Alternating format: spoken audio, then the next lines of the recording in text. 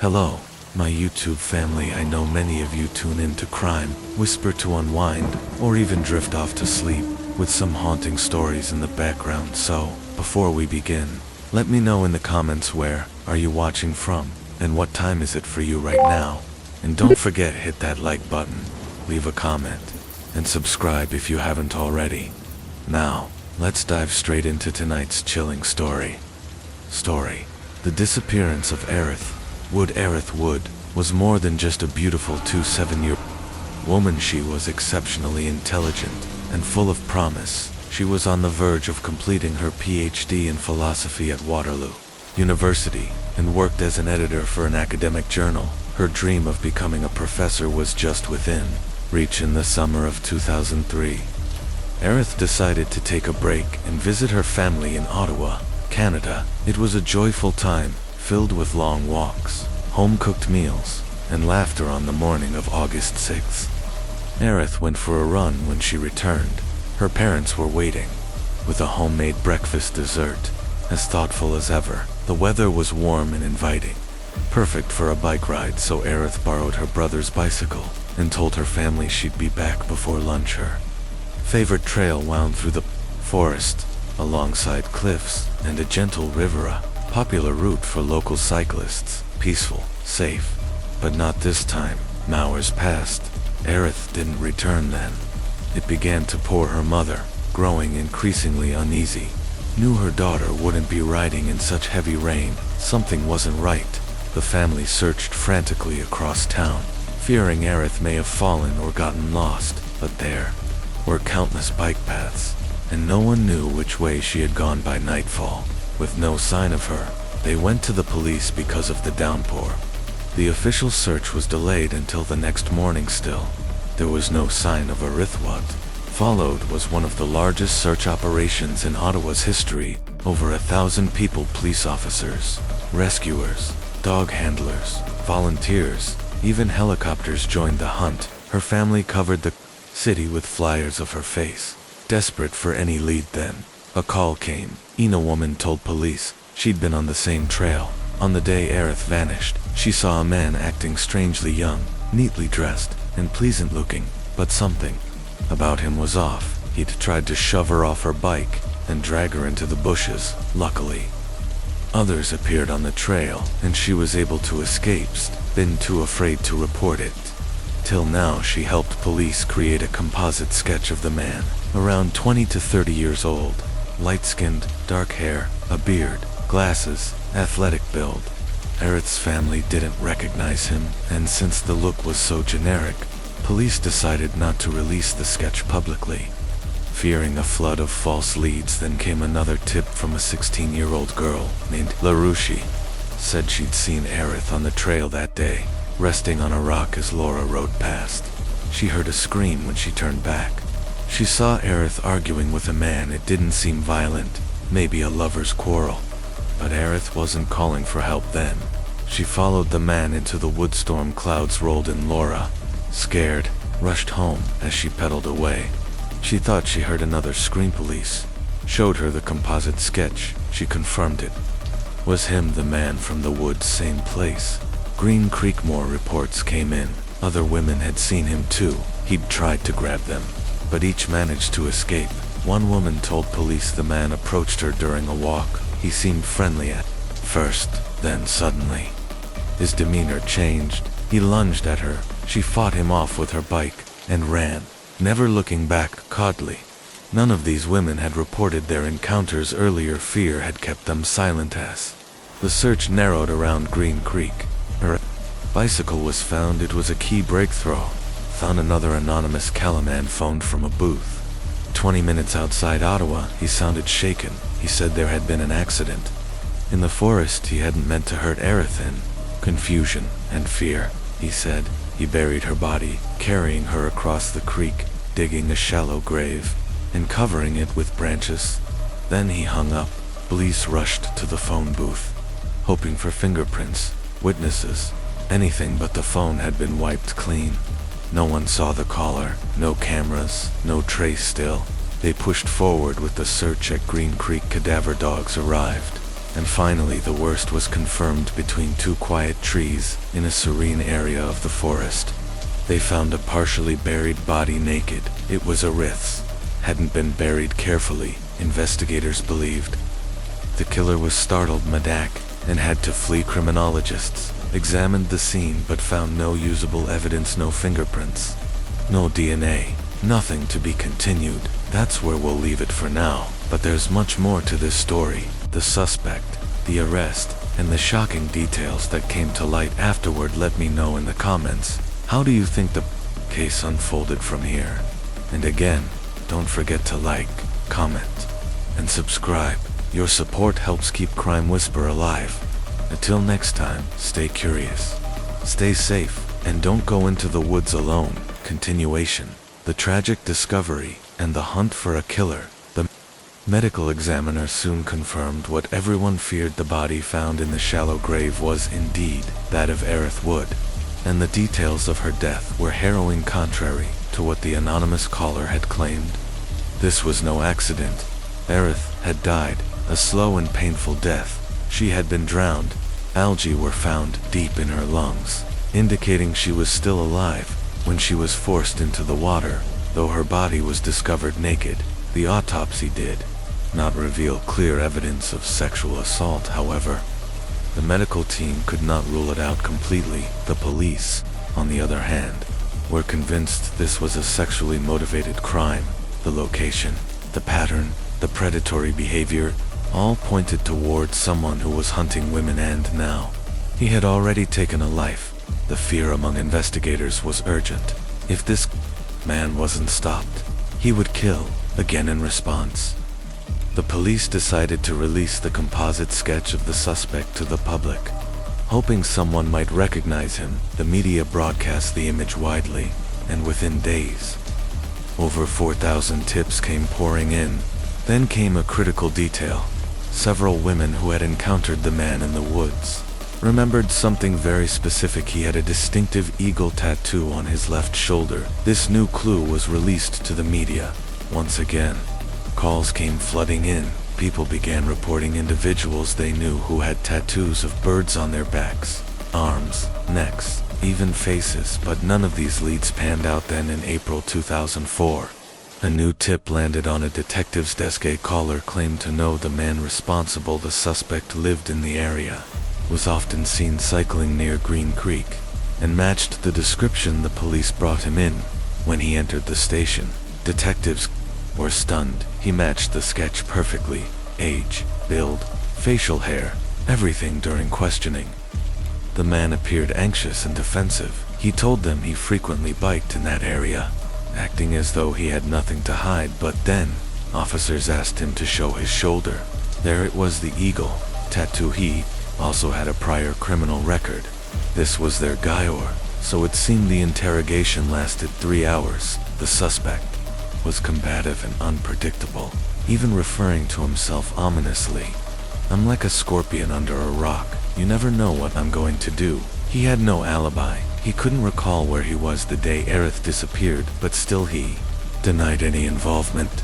Fortunately, the police had no physical evidence tying him to the murder, so despite everything, they had to let him go, placing him under strict surveillance. Weeks later, he was brought in for another round of questioning. This time, detectives came prepared. They had gathered background information and built a psychological profile. They offered him a polygraph test, and to their frustration, he passed it with ease. With no concrete evidence, they had no choice but to drop the charges once again. The case stalled, desperate for leads. The Ottawa police offered a $50,000 reward, the largest in the region's history at the time, for any information leading to the killer. The public responded. Over 5,000 new tips came in. And then, one name stood out. Christopher Myers, 25-year-old janitor, with a quiet demeanor. Myers had a minor record for drug possession, and was described as shy, introverted, and generally unremarkable. But when investigators saw his photo, their interest spiked. He bore a striking resemblance to the composite sketch. He also had a beard just like the suspect. Police believed they were closing in, but again, A complication arose. Christopher had what appeared to be an alibi. His landlord claimed she saw him at home the morning of August 6th, and that later that day he went to work at a nearby restaurant. This puzzled detectives. A year had passed. How could she remember that day so clearly? Even more confusing, Christopher didn't have an eagle tattoo, but witnesses had insisted they saw the tattoo on the suspect's shoulder. Had he gotten it removed? Detectives were convinced Christopher Myers was their man, but proving it, that would take more than a hunch. Then came a terrifying development. A young woman, who bore a strong resemblance to Erith Wood, was walking alone one evening across a quiet bridge. She heard footsteps behind her, and turned to see a man on a bicycle. He was attractive, composed, but something felt off. She asked him to leave her alone. He nodded and pedaled ahead, relieved. The woman continued walking, but moments later, he circled back and charged straight at her. There was no one around. He jumped off his bike and grabbed her, dragging her toward the bushes. She screamed loudly, and the sound startled him. He fled this time. The woman went to the police, but to her surprise, different detectives were assigned to the case. They assumed it was a failed robbery, not a connection to Erith's murder. Continuation. The mistakes that caught a killer. It wasn't until months after Erith Wood's disappearance that more women came forward describing eerily similar attacks. In May, another incident occurred. A tall blonde woman bearing a strong resemblance to Erith was walking home from a party late at night. A man approached her, trying to start a conversation. She told him firmly to leave her alone. He nodded, apologized, and walked off relieved. She continued on her way, but 10 minutes later, he ambushed her from the bushes. This time, the attack was brutal. He wrapped his hands around her throat, violently twisting her neck as the life was being choked from her. The woman fought back, kicking, biting, screaming. Her screams were her salvation. Nearby residents heard the commotion and came outside, spooked by the noise. The attacker fled to shine, but in his panic, he made a critical mistake. He dropped his phone. When investigators examined it, they found it was registered to Christopher Myers, the same man who had already been under suspicion in Erith's murder. Now, the puzzle was finally coming together. Christopher had attacked other women, all of whom shared similar features: blonde, slim, independent, just like Erith. Was brought in for questioning once again, but Christopher wasn't ready to confess. He claimed he had never been to Greens Creek, never seen Erith Wood, had nothing to do with the other assaults he did. However, talk about his mental health struggles, mentioning anger issues and uncontrollable aggressions still. He insisted that he had never harmed anyone. Detectives noticed another detail: his teeth were crooked, matching previous witness descriptions. They persuaded him to take a polygraph. It lasted 5 hours, and he failed badly. But polygraphs aren't admissible in court, so despite the damning result, Christopher was released. A goon over the next 5 months. Investigators built their case slowly but thoroughly. They interviewed everyone who had known him: relatives, friends, former classmates, and an ex-girlfriend. A clearer picture of Christopher began to emerge. Had grown up in a deeply dysfunctional home, surrounded by alcoholism and instability, diagnosed with multiple mental disorders, including attention deficit and schizoaffective disorder. He was eventually taken from his biological family and adopted, but even his adoptive parents couldn't cope at age 12. They gave him back to the orphanage as he grew older. He seemed normal on the surface. He graduated high school, attended university, lived in a dorm, but those who lived with him described him as off. One roommate said his stories were disturbing, so disturbing that she eventually kicked him out. His ex-girlfriend revealed something even more crucial. Christopher had a fascination with nature and with cycling Ottawa's scenic trails. He also had a strange obsession with temporary tattoos for a period of time. He wore an eagle tattoo on his left shoulder, exactly like the one witnesses described when shown the police sketch of the tattoo. She confirmed that was it. On October 13, 2005. Christopher was brought in for questioning once more. This time, investigators played it differently. They placed him in a cramped interrogation room, seated uncomfortably close. The psychological pressure was heavy. The lead detectives leaned in and said quietly, "We know everything. Chris, we know you killed Aerith at first." He was evasive, but after 3 tense hours, he began to talk. His story was shaky, riddled with contradictions. Christopher admitted he'd been at Green Creek that day. He said he'd approached Aerith, charmed by her beauty, and started a conversation, according to him. She agreed to walk with him into the woods. He claimed they kissed, but when she pulled away, she fell into the creek, he said. He tried to save her, but failed. It was a feeble attempt to portray himself as a tragic hero, but then came the damning detail after she died. He pulled her body from the water, undressed her, and buried her in the forest. When detectives told him he would be formally charged with murder, Christopher immediately recanted. "I never met her. It was a joke. I read everything in the newspapers."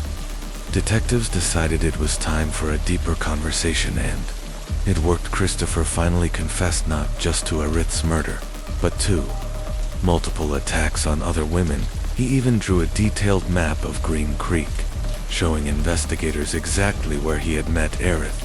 He also mocked Laura, the 16-year-old girl who had witnessed him with Aerith that day, proving he remembered the encounter vividly. On October 20th, 2005, Christopher Myers was arrested. He agreed to return to the crime scene for a reconstruction of events, but once there, he began contradicting himself again, suddenly insisting it wasn't the right location, despite everything aligning perfectly. Now knew they were dealing with a highly unstable mind. He would confess, then retract, then confess again. Still, the evidence was mounting. Witnesses' tattoo, confirmation his confession, the phone he left at the crime scene, and now additional charges were filed for his other assaults on women, to be continued. Part 3. Closure and Consequences. The trial of Christopher Myers in court. Christopher Myers was described by his defense attorney as just a troubled young man at first. Christopher denied everything, even his previous confessions, but on the advice of his attorney, he eventually agreed to a plea deal on January 8, 2008. 5 long years after Aerith Wood's brutal murder, Christopher Myers finally confessed in court. However, he refused to reveal his motive. He gave no explanation, no remorse, and no comfort to the grieving family.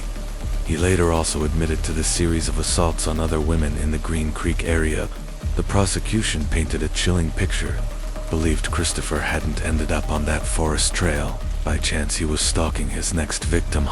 Like a predator, he had already attacked multiple women. Most had escaped. Aerith had known Aerith, what had been his type, a beautiful, intelligent blonde. He tried to strike up a conversation, perhaps using charm or a false story, but something went wrong. A witness saw a teenage girl on her bike, overheard them arguing under some false pretense.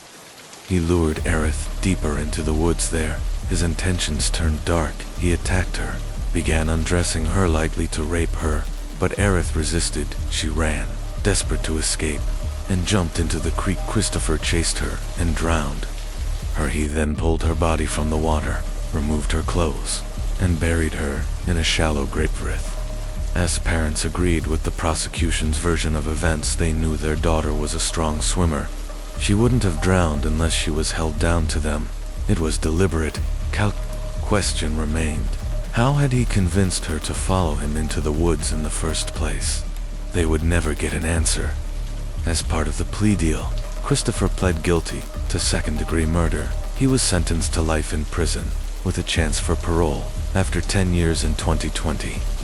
He applied for parole. It was denied. The board ruled that Christopher remained a high risk to women and should not be released. To honor Aerith's memory, a memorial plaque was installed in Green Creek Park on a centuries-old oak tree in an eerie coincidence during a violent thunderstorm in 2017, much like the one on the day she vanished.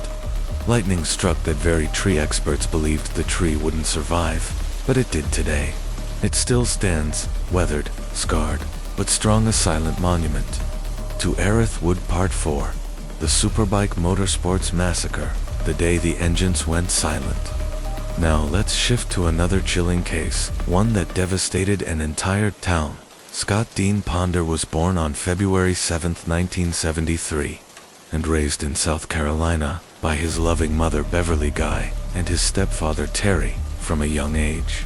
Scott was obsessed with motorbikes. His parents supported his dream, even getting him a racer's license when he came of age.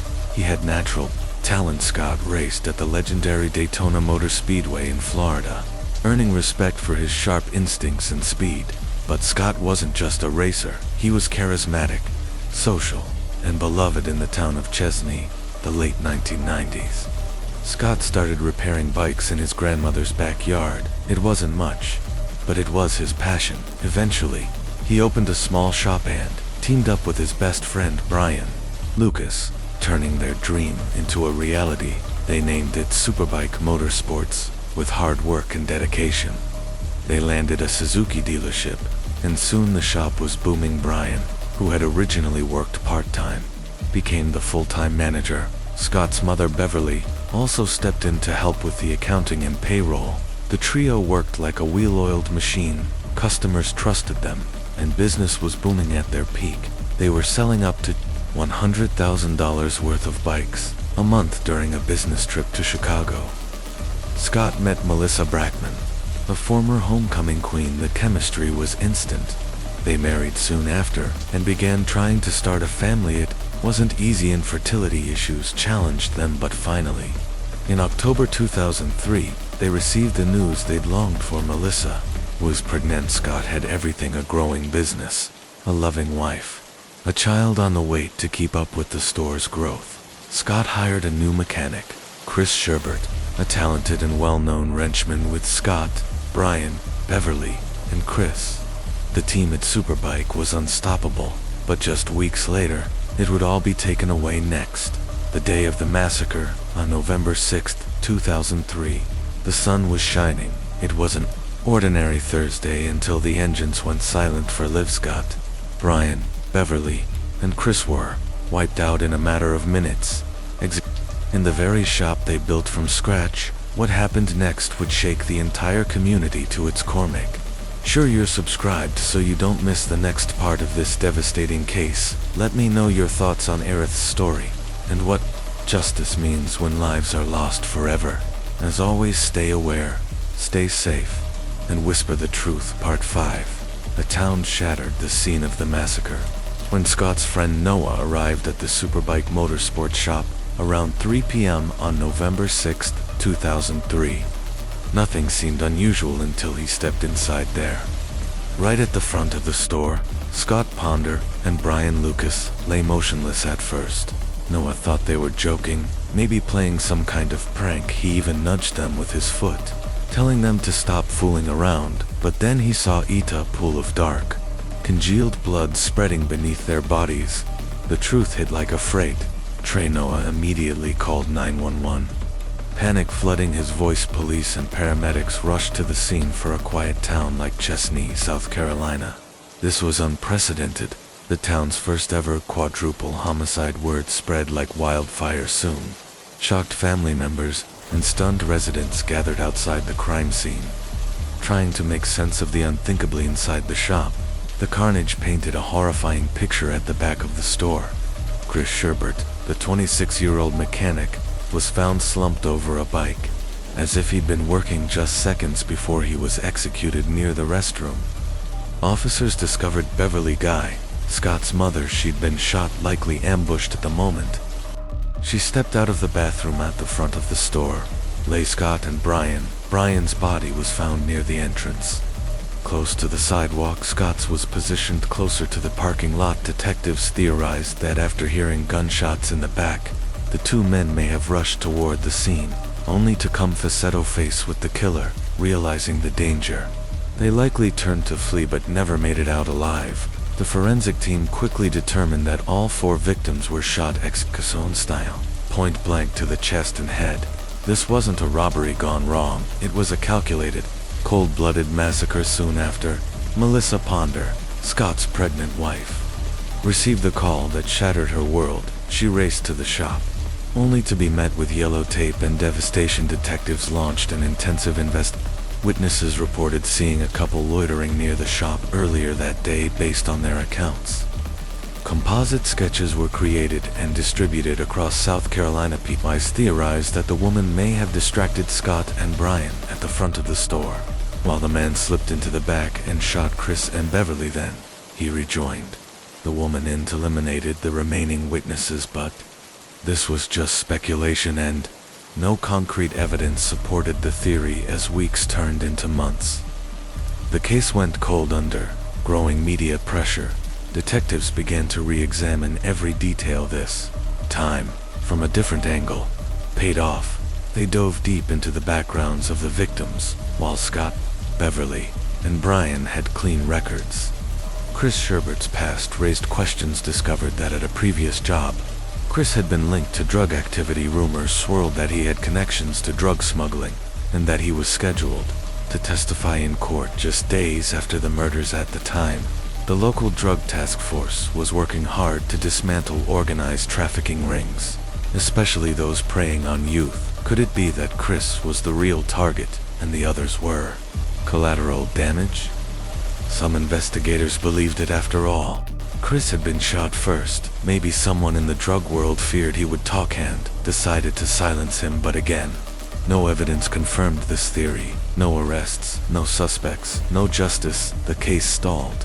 Once more, nearly a year later, investigators shifted focus again. This time, they looked into Brian Lucas. He had been searching for a house weeks before the murders, but curiously, his wife Robin had no idea. According to Brian's mother, Lorraine Lucas, her son's marriage had been rocky, and he was preparing to move out, though it seemed like a personal matter, unrelated to the killings. What detectives uncovered next would lead to a shocking breakthrough. Meanwhile, the families of the victims were left to endure the unimaginable. For Melissa Ponder, the grief was almost unbearable. Her perfect life had been stolen from her in a single afternoon, and yet she refused to fall apart. She had a reason to keep going. In June 2004, Melissa gave birth to her son Scott Ponder Jr., a child who would grow up never knowing his father, but raised on stories of who he was. Strong, kind, passionate, loved. Melissa would go on to fight tirelessly, not just for justice, but to preserve Scott's memory for the son he never got to hold. Police continued to question Melissa regularly, hoping to uncover any new leads. During one such visit to the station, Melissa changed her infant son, Scott Jr., and left behind a used diaper. Detectives discreetly collected it and conducted a DNA test. The results sent shockwaves through the department. The DNA did not match Scott Ponder. Melissa's late husband did matched Brian, Scott's friend and co-worker who had also been killed in the massacre. This revelation sparked tension within the Ponder family. Scott's father, William Ponder, was devastated and repeatedly confronted Melissa, demanding the truth. Whispers of infidelity and betrayal spread quickly through the small community. Was Melissa having an affair with Brian? Had the triple homicide somehow been linked to a love triangle? Brian's mother weighed in, suggesting it was entirely possible. She said her son had been deeply unhappy in his marriage and had even considered divorce. Melissa, however, denied all allegations. She insisted that she and Scott had tried desperately to conceive for years, and Scott Jr. was without question her husband's child, despite her firm stance. Melissa remained under a cloud of suspicion for more than a year. Detectives followed her closely, hoping for a misstep. Then came a stunning twist. Roughly 18 months later, authorities admitted they had made a serious error during the initial crime scene processing. The blood samples collected from Scott and Brian had been mislabeled. When tested again, it was revealed that the DNA thought to belong to Brian had actually come from Scott, and vice versa. This cleared Melissa of all accusations and discredited the love triangle theory entirely. With Melissa no longer under suspicion, detectives turned their attention to an earlier, unsolved crime that bore striking similarities. On May 16, 2003, just 6 months before the Superbike Motorsports killings, 3 people were shot dead in the Blue Ridge Savings Bank in Greer, South Carolina. Just 30 miles away, Sylvia Holtzclaw, the bank teller, was working that day despite being scheduled off around 1:30 p.m. A local couple, Ebenezer, Ebby, and Maggie Barnes, entered the bank moments later. A 911 call was made. All three were found shot dead inside the bank's CCTV. Footage revealed a red car pulling into the parking lot at 1:24 p.m. and leaving just minutes later. Investigators couldn't identify the vehicle or its driver at the time, but when a similar red car was reported near the Superbike Motorsports crime scene, detectives took notice. They traced the red car to a 39-year-old man named Emerson Wright, who had stolen the vehicle from a rental lot just days before the Blue Ridge Bank killings, authorities believed. Wright had entered the bank with the intent to rob it, but panicked when the couple intervened, leading to the triple homicide. However, they never got to question Wright about the bank robbery or the Superbike murders 2 years later. In 2005, Wright, then wanted for a string of burglaries in the Atlanta area, was pursued by Georgia State Police during the chase. He crashed his car, fled on foot, and fatally shot himself with his death. A potentially key witness or suspect was gone forever, despite some similarities. Investigators ultimately concluded that the two cases were likely not connected. The Superbike Motorsports quadruple homicide faded into the background, turning cold by the end of 2004. For the next 13 years, Melissa and the families of the other victims refused to give up. They worked tirelessly, never letting go of hope that justice would be served. And then, in 2016, a miracle happened. Detectives reopened the cold case after a shocking breakthrough. A man arrested for a separate murder made a chilling confession. He was responsible for the Superbike Motorsports massacre. His name was Todd Colehip, born on March 7, 1971. Todd grew up in a broken home. His parents divorced when he was just 2 years old. He lived with his mother and her boyfriend, but always longed for his biological father. Todd exhibited violent tendencies early in life. In nursery, school, he killed a goldfish by pouring bleach into its tank. He later shot a dog with a BB gun. By the time he was a teenager, he'd already spent over 3 months in a Georgia psychiatric facility. But even professional treatment couldn't tame his aggressive, erratic behavior. This man, deeply disturbed from a young age, would later become a mass murderer. Troubling behavior began early in life. Eventually, his mother Reggie reached a breaking point, believing a change of scenery might help. She sent Todd to live with his father, William, but that shift didn't bring the reform she'd hoped for. On November 25, 1986, in Tempe, Arizona, 15-year-old Todd committed a chilling crime. He knocked on the door of a young girl named Christy Granado, pointed a .22 caliber revolver at her, and forced her to come with him. He took her to his home, bound her, taped her mouth shut, and then brutally assaulted her afterward. He walked her back to her house and threatened to kill her entire family if she ever told anyone. But Christy was brave. She told her parents everything. Her father immediately contacted the police. Todd was arrested and charged with kidnapping, sexual assault, and committing a dangerous crime against children in 1987. He pleaded guilty to the kidnapping charge. As part of a plea deal, the other charges were dropped following his release.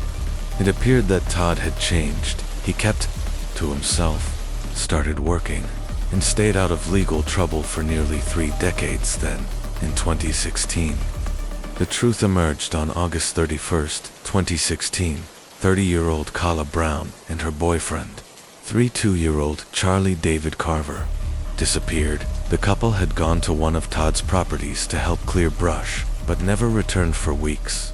There were no leads until November 3, 2016. When investigators searched Todd's property, what they found was horrifying. Inside a locked metal shipping container, they discovered Kala Brown chained to a wall. She had been imprisoned there for 2 months, repeatedly assaulted, beaten, and threatened. She told investigators that Todd had shot her boyfriend Charlie in front of her, and then chained her up, warning her not to even think about escaping. A search of the property soon uncovered Charlie's body. He had been shot multiple times. Todd Colehip was arrested on the spot. But the horrors didn't stop there. Just 2 days later, on November 5, 2016, during an interrogation, Todd began to confess to another crime, one that had remained unsolved for 13 years. He told investigators that, on November 6, 2003, he was the one responsible for the Superbike Motorsports massacre, a quadruple homicide that had haunted South Carolina for over a decade. Todd said he had purchased a Suzuki GSX-R 750 motorcycle from the shop, but soon realized he couldn't ride it. Embarrassed and angry, he returned to the store, hoping to exchange it, but claimed he was mocked by the staff, particularly Scott Ponder and Brian Lucas. To make matters worse, the bike was stolen just 2 weeks later from outside his apartment complex. Todd filed a police report, but the bike was never recovered, he said. Even the responding officer laughed at him, fueled by resentment and humiliation.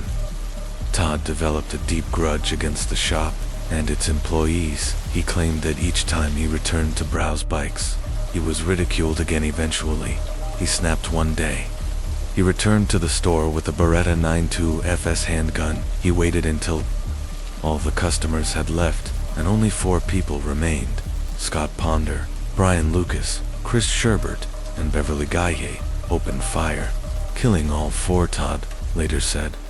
Beverly wasn't a target, she was simply in the wrong place at the wrong time. His confession finally gave long-awaited answers to the families of the victims, answers they had been seeking for 13 painful years. But Todd's admissions didn't end there. He also confessed to killing 3 more individuals: Johnny Joe Coxey, Megan Lee McCraw Coxey, and Charlie Carverall, of whom died from gunshot wounds. Despite the magnitude of his crimes, Todd was never brought to trial. Instead, prosecutors consulted with Calla Brown and the families of the victims in an effort to avoid a prolonged and traumatic court battle.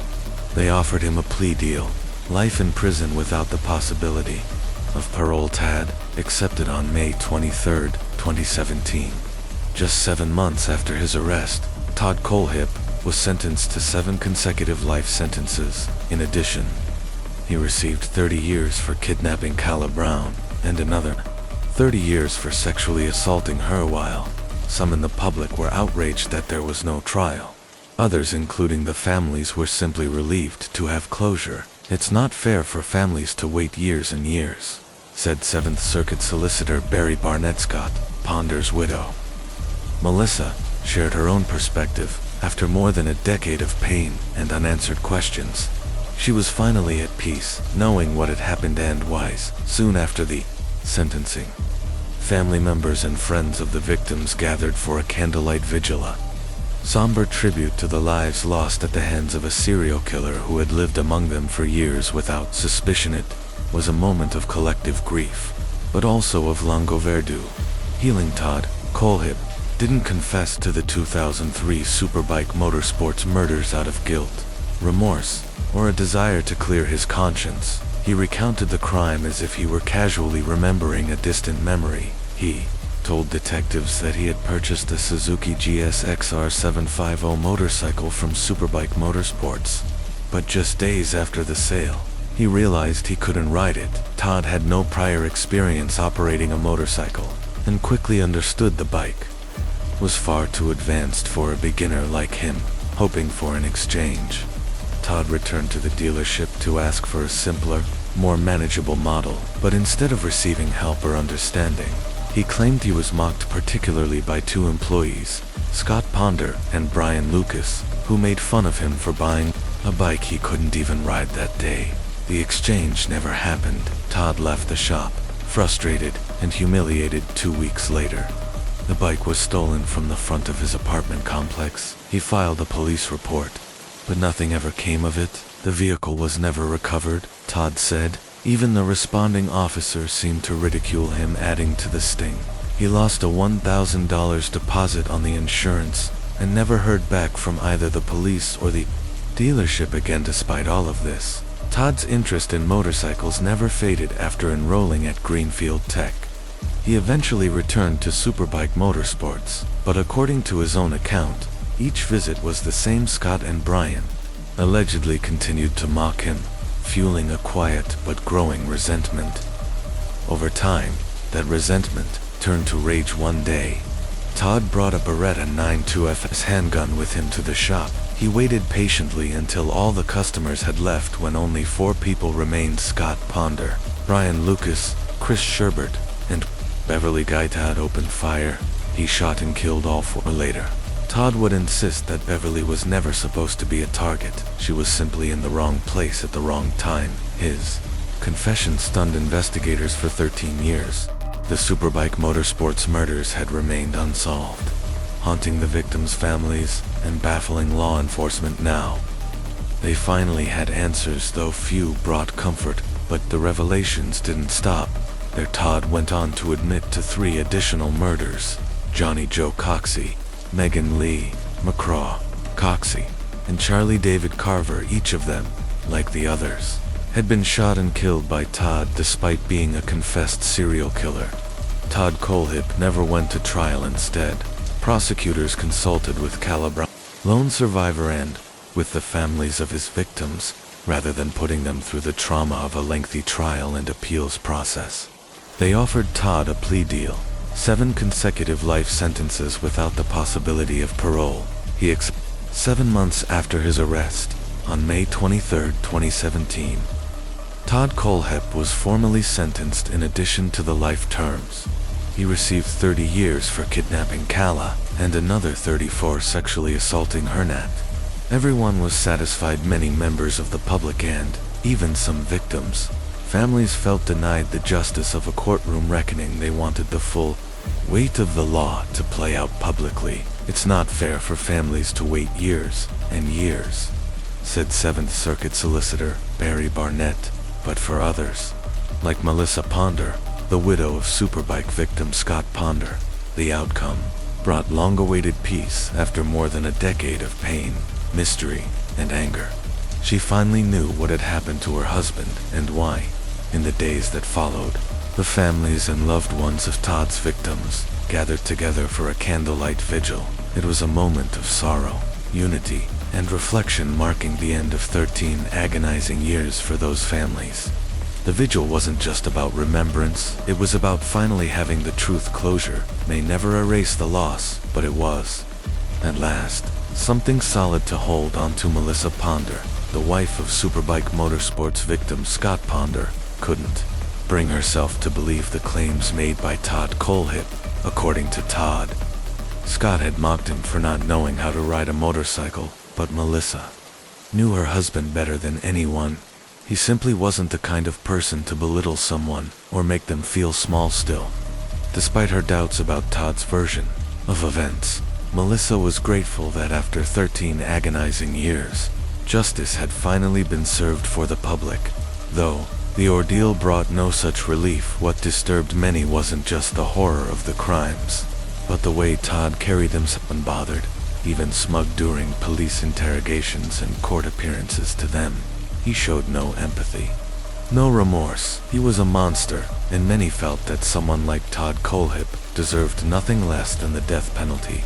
But now, let's turn to a different case, one that's equally haunting in its own way. Today's story takes us to New South Wales, Australia, where 31-year-old Carly McBride vanished without a trace in 2014 after visiting her ex-boyfriend's home. It would take nearly 2 years for authorities to finally learn what happened to her. Carly was born on April 14, 1983, to Steve McBride and Lorraine Williams as a child.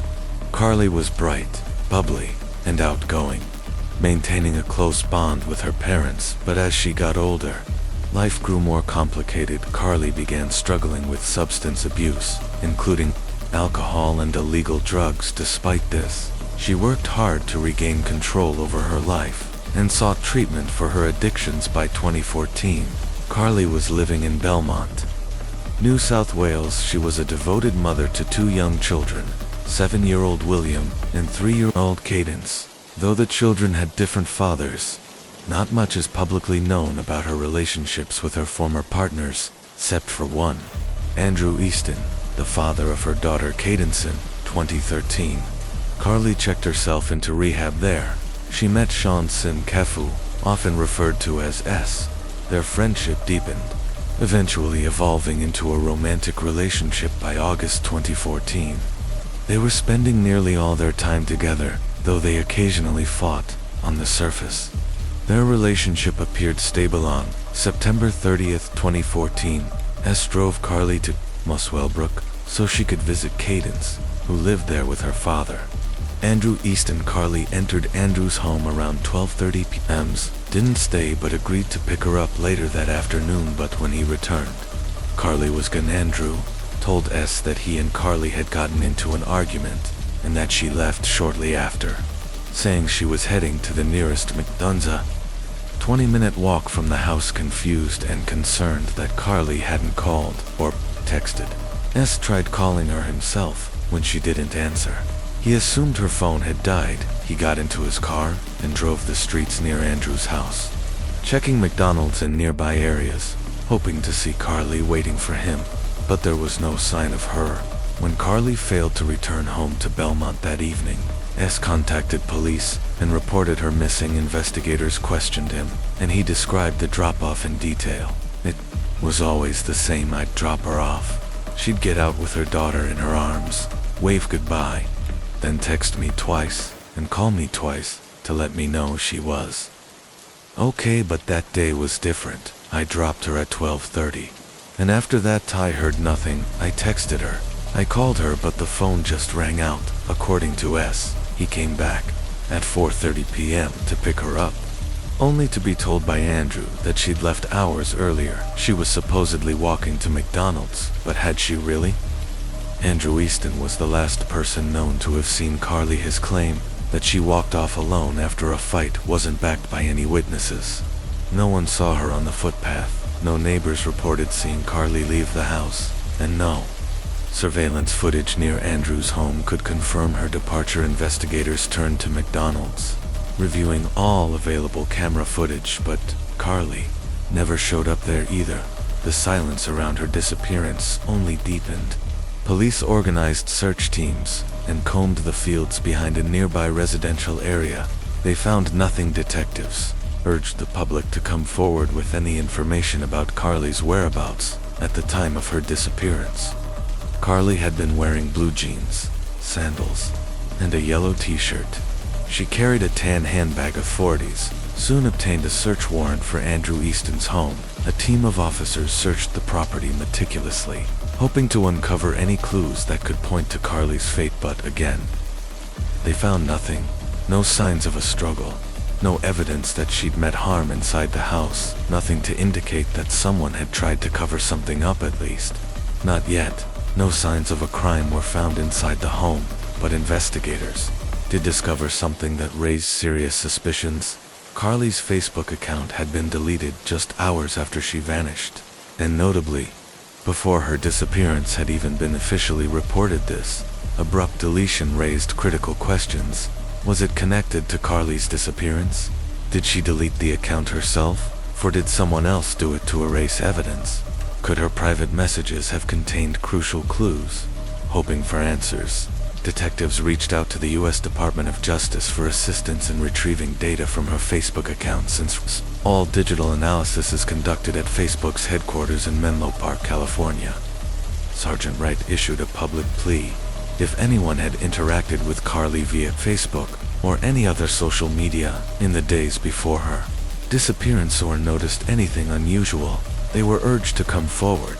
We believe the timing of the account being shut down is deeply suspicious. Sergeant Wright said it could hold vital information about what happened to Carly. Carly's parents never believed she had simply walked away to start a new life. Her close friend Carly Smith echoed that sentiment. She was down to earth, a free spirit, easygoing. She just loved life. She said Smith recalled speaking to Carly on the phone as she traveled to Muswellbrook that day. Nothing seemed out of the ordinary. She always knew when someone needed her, Smith added, before making an emotional plea to the public. We wake up every day not knowing what happened, not knowing where she is. You have to have a conscience. Please, come forward with something, anything. Police launched a massive search effort across Muswellbrook and surrounding areas with the help of sniffer dogs.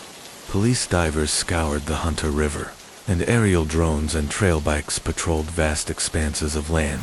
Yet, despite their efforts, no trace of Carly could be found. Months went by, and still no answers. Carly left no digital footprints behind. Her phone remained off. Her social media was inactive. She hadn't used her bank cards. Detectives began to fear the worst, that Carly was no longer alive.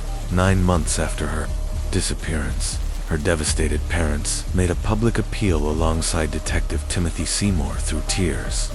Carly's mother, Lorraine, begged for help. If you know anything, even the smallest detail, please come forward.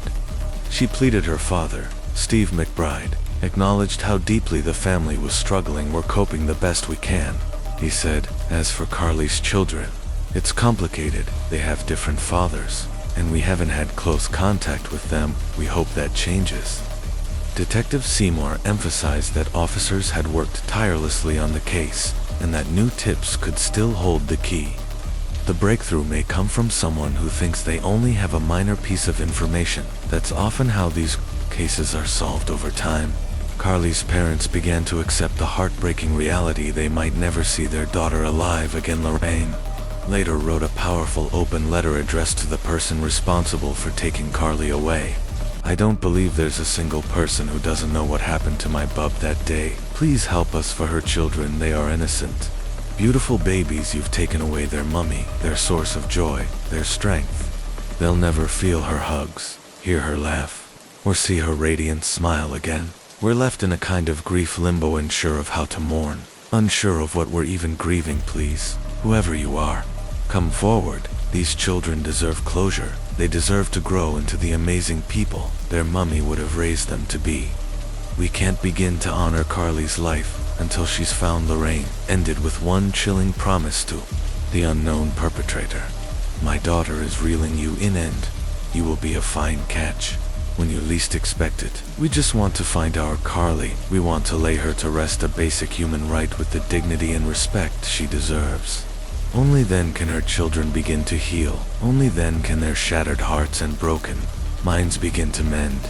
You didn't give my daughter a chance. Please, give her children the truth. They ache for William, and Cadence should never have to bear this pain. Help us give them the closure they need so they can grieve and begin their journey of healing. Carly was a proud Aboriginal woman, just like her sister, and I'm proud knowing to be their mother. No one deserves to suffer like this, but my baby is drawing you out, and one day, you will be caught just when you least expect it. That is my only wish. As police failed to link Carly McBride's disappearance to her ex-partner, Andrew Easton, they shifted their focus to another individual, Les N. Carly's more recent partner. Investigators soon learned that Carly's relationship with SN was far from perfect. He was deeply jealous, often lashing out in fits of anger over other men who messaged her, especially on Facebook, despite their brief time together. SN insisted publicly that Carly was the love of his life, the first woman he had fallen for in over 14 years. He begged for help, launched a Facebook page in her name, offered financial rewards, and even knocked door to door in Muswell Brook, asking neighbors for information. But behind closed doors, a different story unfolded. Just hours after reporting Carly missing, SN propositioned several women. On October 2nd, only 2 days after she vanished, he spent the night with someone else in public. He wept in private. He moved on with stunning swiftness. Police also discovered that just 2 days before Carly disappeared, the couple had a heated argument again over messages Carly had allegedly received from other men. Still, this was all circumstantial. Detectives needed hard evidence to press charges. In April 2015, the investigation led police to search 3 separate properties, 1 in Muswell Brook and 2 in the nearby town of Scone. Just 15 miles away. During the raids, they seized firearms and illegal substances, arresting a 24-year-old man named James. K9 police were quick to stress the charges were unrelated to Carly's case, yet they had emerged during her investigation, and his name would soon become more significant. Nearly 2 years passed, with no major breakthroughs. Then, on August 7, 2016, A pair of locals walking through a remote bushland near Scone made a chilling discovery in a shallow grave just off the road. They found human remains 4 days later. Forensic testing confirmed the worst fears of Carly's family. The remains belonged to Carly McBride, the 31-year-old mother of two who had vanished from Muswell Brook in September 2014. Police didn't immediately announce the discovery. They hoped the delay would help them quietly gather more evidence. At a press conference, Superintendent Gary reiterated suspicions that Carly hadn't simply been snatched by a stranger. "We don't believe this was a random act," he said. "We are now looking deeply into her past and all the people she came into contact with," though he didn't name suspects. Superintendent Gary made it clear this was a targeted act. After 2 painstaking years of investigation, police finally had a trove of new evidence to work with. Carly's parents once again begged for help. Lorraine, her mother, sobbed during a public plea. "Please come forward with anything we still need to know. Who did this to my baby?" With her body now found, the family had some measure of closure, but the real fight had just begun. 10 months after the remains were identified, a major development took place on June 19, 2017. Police arrested S, charging him with Carly's murder. He denied all involvement. But he wasn't the only one. Accused authorities also charged his 6-year-old James K9, the same man arrested during the earlier drug raid. Police now believed K9 had helped SN disposed of Carly's body. As it turned out, all 3, Carly, SN, and K9, had once crossed paths at a rehabilitation facility for individuals struggling with addiction, though they left at different times. The men remained in contact. S trial began in August 2018. It would stretch on for several years, burdened by the fact that the case hinged largely on circumstantial evidence, but prosecutors remained confident, alleging that SN had met up with Carly shortly before she vanished, setting in motion a tragic series of events that ended with her buried in a shallow grave, far from the life and children she loved. After leaving her ex-partner's home, Carly McBride was brutally attacked. Investigators believe she was struck repeatedly in a jealous rage. Her body was later discarded. Like trash, forensic experts confirmed that Carly died from multiple blunt force injuries. She had 23 fractures to her skull, 13 fractures to her torso, and extensive spinal and rib damage. The judge concluded that the fatal injuries were inflicted by fists, feet, or possibly with an object hand, that the force used was extreme. During police questioning, Sean S. Nguyen had boasted about his martial arts background, claiming to be an undefeated boxer who trained alongside world champions. But it wasn't just his fists that incriminated him.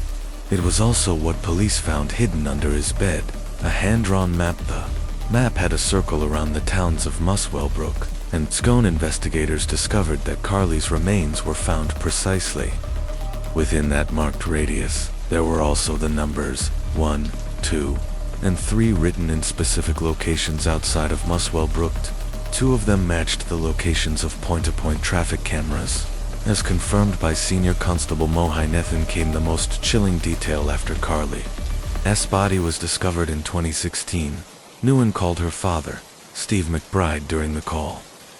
He mentioned that the skeleton was missing hand bones, information that had not been released publicly. Only the police, Carly's family, and the Department of Forensic Medicine at John Hunter Hospital were aware of that fact.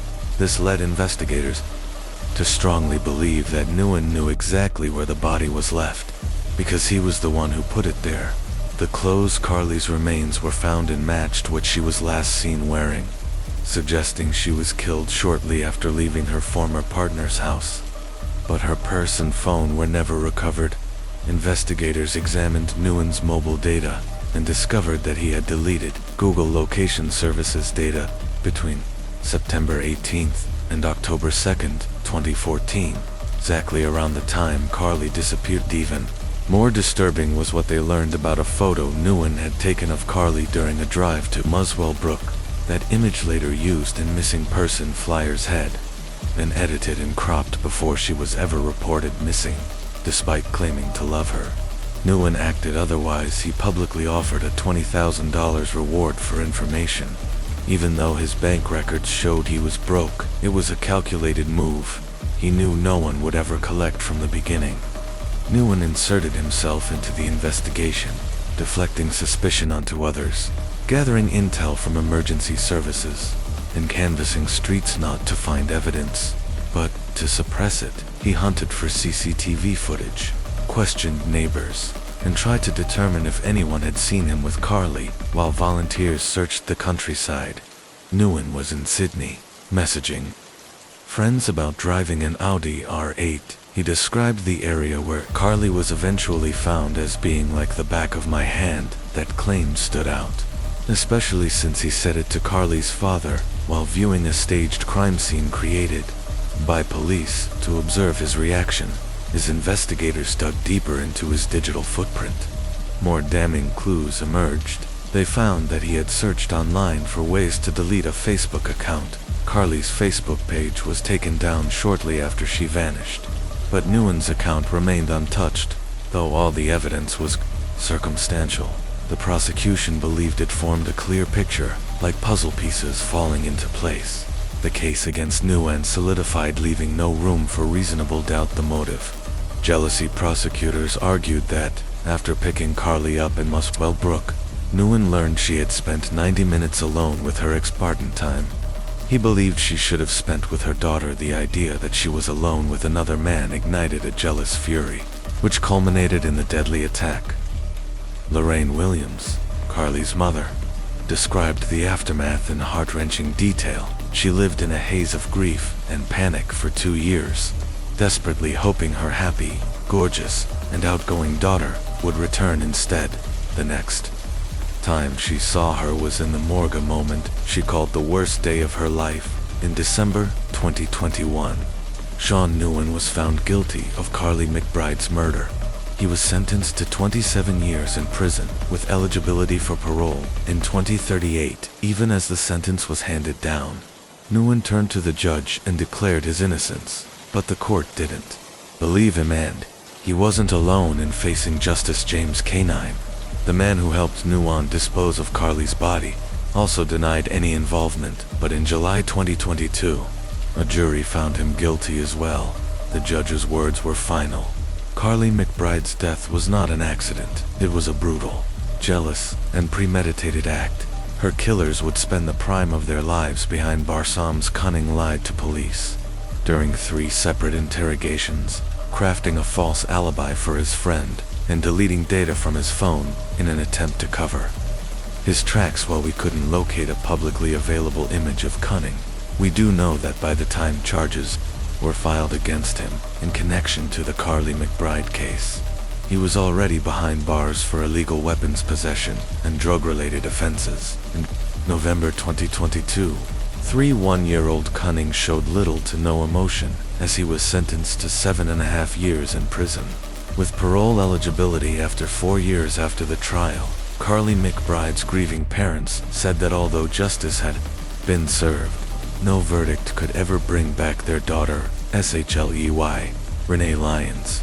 CHLE, Renee Lyons was born on July 21, 1985, the youngest of 3 siblings, a native of Scott County. She was known for her kind heart, bright spirit, and love of family. Ashley was a member of Cedar Grove Baptist Church and graduated from Scott County High School in 2003. She was especially active in the school's FFA program, Future Farmers of America youth organization that fosters leadership, personal development, and career readiness through agricultural education. His older brother, Chris, was just a year ahead of her in school together. The siblings ran a small auto repair shop, growing up with a knack for fixing not just cars, but nearly anything with an engine. Ashley had a passion for fast cars, but her best friend Bobby Gibson said that cars weren't her only love. Ashley had also fallen deeply for Roger McBay, a local teenager, although their romantic relationship ended not long after prom. Ashley and Roger remained close friends. She still held him in high regard and was thrilled when she graduated, hopeful that a brighter future was just around the corner. That future took a turn when Ashley discovered she was pregnant with Roger's child. She didn't hide the news. Instead, she embraced it and her family stood firmly by her side. She'd already picked out a name for her son, Landon, but everything changed on January 7th, 2004. That day started with joy. Ashley went in for a routine doctor's visit and found out she was having a boy. Overjoyed, she shared the news with her mom, Carol. Showing her the ultrasound picture, she took a shower, styled her hair, and did her makeup, excited to share the news with Roger and his parents over dinner in Lexington. Just 20 miles away, Carol offered to drive her, concerned about the forecasted snow. But Ashley declined. She assured her mom she wouldn't be gone long and promised to return before the weather worsened. The last words Carol heard from her daughter echoed in her mind as the hours passed that evening. Around dinner time, the phone rang. Chris picked up. It was Roger, asking if Ashley was home. Chris replied she had already left to meet him. Roger explained that he had tried calling Ashley to cancel the dinner plans, but hadn't been able to reach her. Chris assumed Ashley had left her phone in the car by 8 p.m.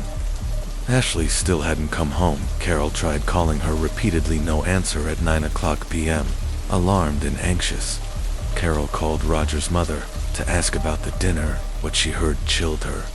Roger and his parents never saw Ashley that night. The meeting had been canceled. Panic set in. If Ashley wasn't with Roger, then where was she?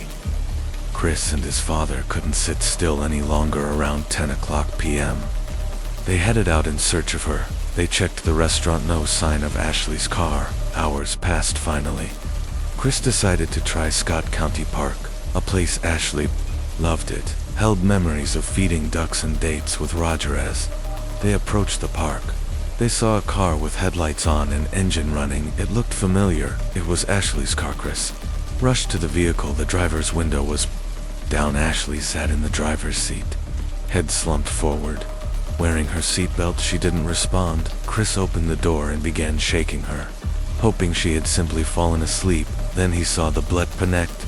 Chris dialed 911. By the time Chris called 911, it was already too late. Ashley was gone. Doctors couldn't save her. The devastating news soon reached her mother, Carol, who was shattered by the loss, while the Lyons family was consumed by grief. Police investigators arrived at the scene to begin piecing together what had happened. Ashley's body remained in the car. As investigators carefully examined the scene, several immediate details stood out. The engine was still running, the heater and radio were on, and the driver's side window was rolled down. Odd, considering the cold temperature that night. Then they found 3 9mm shell casings on the ground near the car. Ashley had suffered fatal gunshot wounds to her head and neck. The investigators searched the area thoroughly, but were unable to locate the murder weapon. The positioning of Ashley's body in the open window suggested something chilling. She likely knew her killer. She hadn't tried to defend herself or escape, indicating that she didn't see the threat coming. Her purse, phone, and wallet were all still inside. The vehicle robbery was quickly ruled out. Scattered across the car's interior were ultrasound images, photos of the baby boy she was carrying. Ashley had been 5 months pregnant when she was murdered. That night, the killer took not just one life, but 2, Ashley's and her unborn sons, whom she had planned to name Landon. This kind of crime was unheard of in Scott County, and the community was shaken. There was a collective demand for justice, for answers. When investigators spoke with Ashley's parents, they learned that she had plans that day to meet with Roger, the father of her child. He was questioned shortly after, visibly emotional and grieving. Roger admitted that, although their romantic relationship had ended, they had remained in touch and were working through their situation. He said they were supposed to meet at a restaurant, but he had to cancel at the last minute, he claimed. He tried to reach Ashley by phone to let her know, but she didn't answer, so he called her home instead. Chris answered. Drager's account lined up with what Chris had already told police everything about. Roger's story checked out, and there was no evidence directly linking him to the crime. Carol, Ashley's mother, also defended Roger. She said he had always been polite, helpful, and close with the family. Nobody in the household believed he was capable of such a brutal act. Still desperate for answers, Carol began looking through Ashley's belongings, hoping for a clue. That's when she found a diary in Ashley's room. It was filled with personal thoughts, dietary notes, and one name that came up repeatedly. Dina Williams. Dina was the same age as Ashley. They went to school together, rode the same bus, and had even been friends at one point. Ashley had written that Dina came from a difficult home. She often wore the same clothes and spoke of abuse from her parents at first. Ashley had felt sympathy for Herb. Over time, their friendship soured. In her journal, Ashley described how Dina became increasingly jealous of her, especially when it came to Roger. After Ashley and Roger broke up, Dina quickly began dating him. Ashley suspected that Dina wanted everything she had, including Roger, and perhaps didn't want to share him with anyone, not even his unborn child. Carol brought the diary to investigators, convinced that the answer to Ashley's murder was hidden in its pages. After reviewing the entries, detectives took a keen interest in the tension between the two young women. Dina Williams was soon brought in for questioning. She denied any involvement. Dina told investigators she had been at a bank office party the evening Ashley was killed, and that she had an alibi still. Given the emotional weight of Ashley's diary and the motive that may have existed, Dina remained a person of interest. The investigation was far from over, and the question still hung in the air. Did jealousy turn deadly?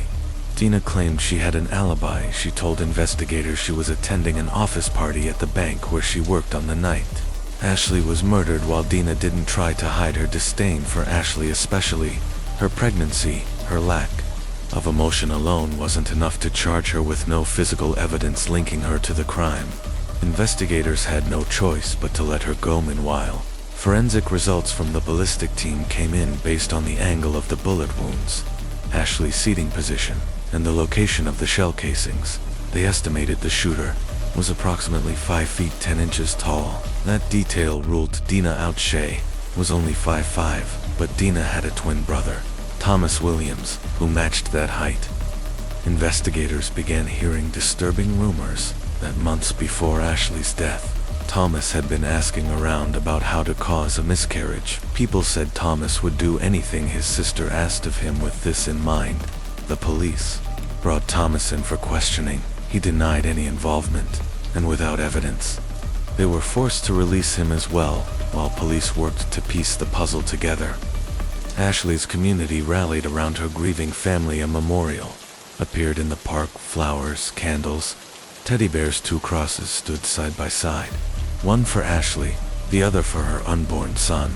Landon. Ashley's family prepared for a funeral no parent should ever have to face during the autopsy. The medical examiner removed the fetus from Ashley's body. Ashley and Landon were buried in the same coffin. It was a devastating image. Young mother and her son, taken too soon, while their killer still walked free. Desperate for justice, Ashley's parents offered a reward, initially $3,000, later raised to $5,000. The tip line lit up. Then came a crucial call. A woman who lived near the park called the police from her window. She saw someone running from the scene that night, jumping a fence and climbing into a red pickup truck that had been idling nearby. Moments later, the truck sped off into the night. She was certain it was a red Chevrolet pickup. That detail rang a bell for everyone who knew Ashley. Her ex-boyfriend, Roger McBeath, father of her unborn child, drove a red Chevy pickup. Police immediately seized the truck, but after a thorough search, they found nothing. Roger refused to speak with investigators. With no physical evidence tying him to the crime, they couldn't hold him still. Investigators were now convinced at least 2 people were involved, so they asked the obvious question: who disliked Ashley? Who stood to gain from her disappearance? Aside from Roger, there was one other person: Dina Williams. The police brought Dina and her brother Thomas back in. This time, they questioned Thomas first. The moment they confronted him with the eyewitness account of Roger's truck at the scene, his story began to change. Pressed further, Thomas broke. He made a deal with investigators, hoping for a reduced sentence. He admitted that he had provided the gun and that it was Roger who pulled the trigger. He also told police that after the murder, Roger tossed the weapon into Elkhorn Creek. It took a grueling 6-hour dive, but the police eventually recovered the gun ballistics, confirmed it was the murder weapon. Then came the final piece. Although Dina hadn't fired the shots herself, investigators questioned her again. This time, she confessed she had been the getaway driver the night Roger murdered Ashley, with enough evidence to move forward. Authorities arrested Roger McBee, Dina Williams, and Thomas Williams. It became heartbreakingly clear what had happened.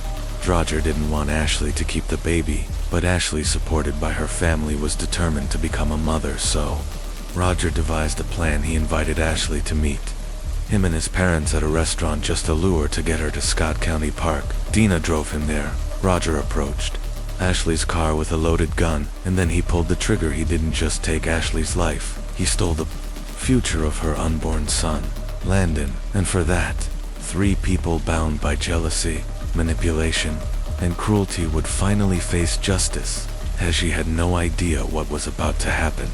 She had rolled down her car window and reached into her purse to pull out the ultrasound pictures, proof of the life growing inside her. Roger McBee, the father of her unborn child, stood before her. Instead of looking at the photos, he pulled out a gun and shot her 3 times in those few seconds. He took not only Ashley's life, but also the life of their unborn son, Landon. He fled the park on foot, jumped into a red pickup truck, where Dina Williams, his then-girlfriend, was waiting behind the wheel drive. He told her they made a quick stop and tossed the murder weapon into the river, hoping it would never be found. The small town of Stamping Ground was stunned. No one could believe that people they trusted could commit such a calculated and heartless act. Even more shocking was the fact that multiple individuals had been involved.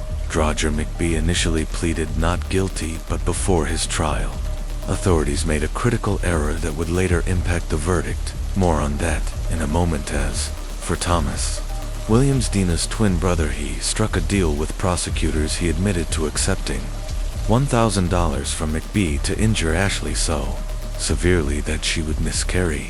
That act was never carried out. Instead, Thomas gave Roger the gun that would later be used to kill Ashley in exchange for his cooperation. Thomas received a 7-year prison sentence.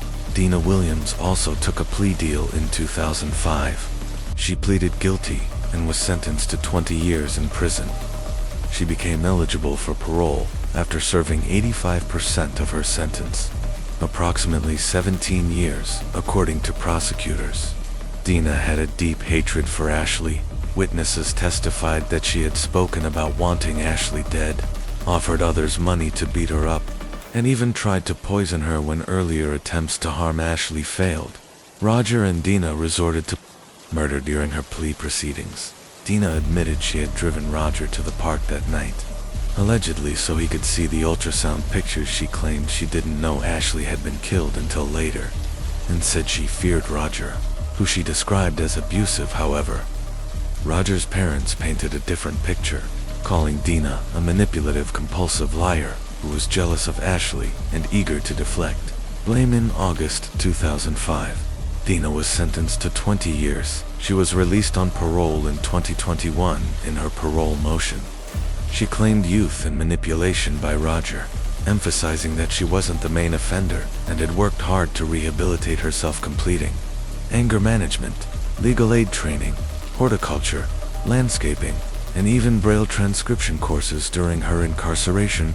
Roger McBee was originally convicted of murder. However, the Kentucky Supreme Court later overturned his conviction. Why? Because of a jail informant. John Romano, a fellow inmate, had been instructed by police not to question McBee about the murder. He was only supposed to engage in casual conversation and hope McBee would voluntarily talk, but Romano overstepped, and prosecutors used his illegally obtained information during the trial. Because McBee's defense team was not allowed to cross-examine Romano, the Kentucky Supreme Court ruled the trial unfair. In 2009, McBee was retried. This time, he pleaded guilty to complicity to commit murder and tampering with physical evidence. He received a 2-year prison sentence with eligibility for parole after 16 years. The tampering charge added 5 years served concurrently at his December 2023 parole hearing. McBee declined parole. He told the board he had no interest in release and chose to continue serving his sentence in the aftermath of Ashley's death. Her parents, Carol and Buford Lyons, found a way to channel their grief into advocacy at Scott County Park, the very place Ashley died. They helped establish the Angel Garden, a memorial filled with ceramic angel statues honoring her and baby Landon. But they didn't stop there. The couple pushed for legislative change with their help. A fetal homicide law was passed at both the state and federal levels. Under this law, violence against a pregnant woman is treated as two separate crimes, one against the woman and one against her unborn child. Romina was just a teenager when her world began to unravel at 17. She fell in love with a boy named Christopher. He charmed her with promises of a shared future. But that illusion shattered the moment she told him she was pregnant. Christopher issued an ultimatum: terminate the pregnancy or lose him forever. Deeply hurt but resolute, Romina turned to her family after heartfelt discussions. She made the difficult decision to keep the baby. Her greatest fear was that an abortion at such a young age might leave her unable to conceive. Again, Christopher kept his word. He cut off all contact with Romina and never acknowledged his child. 18. Romina gave birth to a son, Lucas, but life for the young mother quickly became even harder, already struggling financially. The arrival of a newborn stretched the family's meager resources beyond the breaking point. Romina's mother, Miriam, stepped in, supporting both her daughter and now her grandson, as well, desperate to improve their lives. Romina looked abroad for opportunity, unable to find decent work in Paraguay. She called her maternal aunt, who lived in Spain. Her aunt assured her that life would be easier there, with better prospects for employment and stability. With hope in her heart and barely enough money for a plane ticket, Romina left her 2-year-old son in the care of her mother and younger sister, vowing to send for them once she found her footing. In the late summer of 2010, she arrived in Madrid and traveled to the town of Alava, where she stayed with her aunt. Romina wasted no time. Her charisma and determination landed her a job as a hotel administrator. The pay was decent. She sent money home and eventually managed to rent her own apartment in time. Romina met a man named Javier. Like her, he had emigrated to Europe in search of a better life. He worked in construction and, at first, seemed dependable. Their romance was passionate. But history repeated itself when Romina became pregnant again. Javier, unprepared for fatherhood, began to withdraw. They tried to make it work, but after the baby was born, the relationship collapsed completely. Once again, Romina found herself alone, this time in a foreign country. Raising an infant, with no clear path forward, she returned to her aunt's home, where she received help and eventually went back to work. But just as she began to regain control of her life, Romina was dealt another devastating blow. Months of unexplained fatigue and illness led her to a doctor. The diagnosis: cancer. Romina endured rounds of chemotherapy. She lost her hair, lost weight, and battled weakness, but she never lost hope against the odds. She survived. She wore wigs to hide the effects of treatment and returned to work. Determined to reclaim her life, she told friends she believed the darkest part of her story was behind her, and brighter days were ahead. She began saving money, hoping to reunite her family in Spain and finally bring both her sons, as well as her mother and sister, to join her in the summer of 2017. At a social gathering with friends, Romina met Ardias Chen. He was charming, well-spoken, and financially stable. Romina was captivated. Nearly 15 years her senior, Ar worked as a process engineer for a major energy company. He had 2 teenage daughters from previous marriages, both of which had ended badly. But Romina didn't mind. She, too, had children from past relationships, and she saw in him someone who might understand. Hare was attentive, affectionate. He sent flowers, left notes, surprised her with gifts. Romina told friends she had finally found the love she'd been waiting for. But behind the romantic gestures, something darker was brewing. Whispers began to circulate about Ar's past, rumors of cruelty of emotional abuse toward his ex-wives. Romina brushed them off. Though she noticed he had no contact with his daughters, she didn't want to believe the man she loved could be capable of such things within 6 months of meeting. The two moved in together, settling into a luxurious villa on the island of Lanzarote. It seemed, at last, that Romina's long road of suffering might be giving way to a future of comfort and companionship, but the truth was far more sinister, and what happened next would horrify an entire country. The illusion of paradise turns to horror. After the wedding, Romina and her new husband, Raul, settled into a luxurious villa on the island of Lanzarote in the Canary Islands. At first, it seemed like paradise. They lived as a small family, with Romina's youngest son, and Raul appeared to embrace the role of a caring stepfather. He promised Romina a life of comfort, saying he'd provide for her and the children. Enchanted by his words and deeply in love, Romina agreed to marry him without hesitation. However, Raul had one condition. He insisted they needed time alone together, just the two of them, before expanding the household. Romina, trusting him, accepted this, even though it meant postponing her plans to bring her older son from Paraguay. Her friends, however, grew concerned. They noticed Raul's controlling behavior and warned Romina, but she dismissed their concerns. Convinced of Raul's love, in June 2018, Raul purchased tickets for Romina and her youngest son to visit Paraguay, but only bought a return ticket for Romina while she was thrilled to visit her family. Her mother and sister were troubled. They suspected Raul's intentions weren't as noble as Romina believed. Fearing he simply wanted her son out of the picture, their fears led to an argument. But Romina returned to Spain, promising to come back in the fall to collect her boys. What awaited her in Spain was far from the warm homecoming she expected. Just days before the wedding in August, Raul viciously beat Romina for the first time. It shocked her, but Raul, in tears, got down on his knees and begged for forgiveness, swearing it would never happen again. Romina, still clinging to the hope of a happy future, believed him. She never reported the assault and concealed her bruises under makeup as she walked down the aisle. On August 10th, marrying the man who would soon become her killer, a silent cry for help. 2 weeks after the wedding, Romina returned to Paraguay, not to bring her sons back to Spain as she'd originally planned, but simply to visit her family. Was shocked by the change in her appearance. She looked thinner, emotionally drained, and walked with a limp.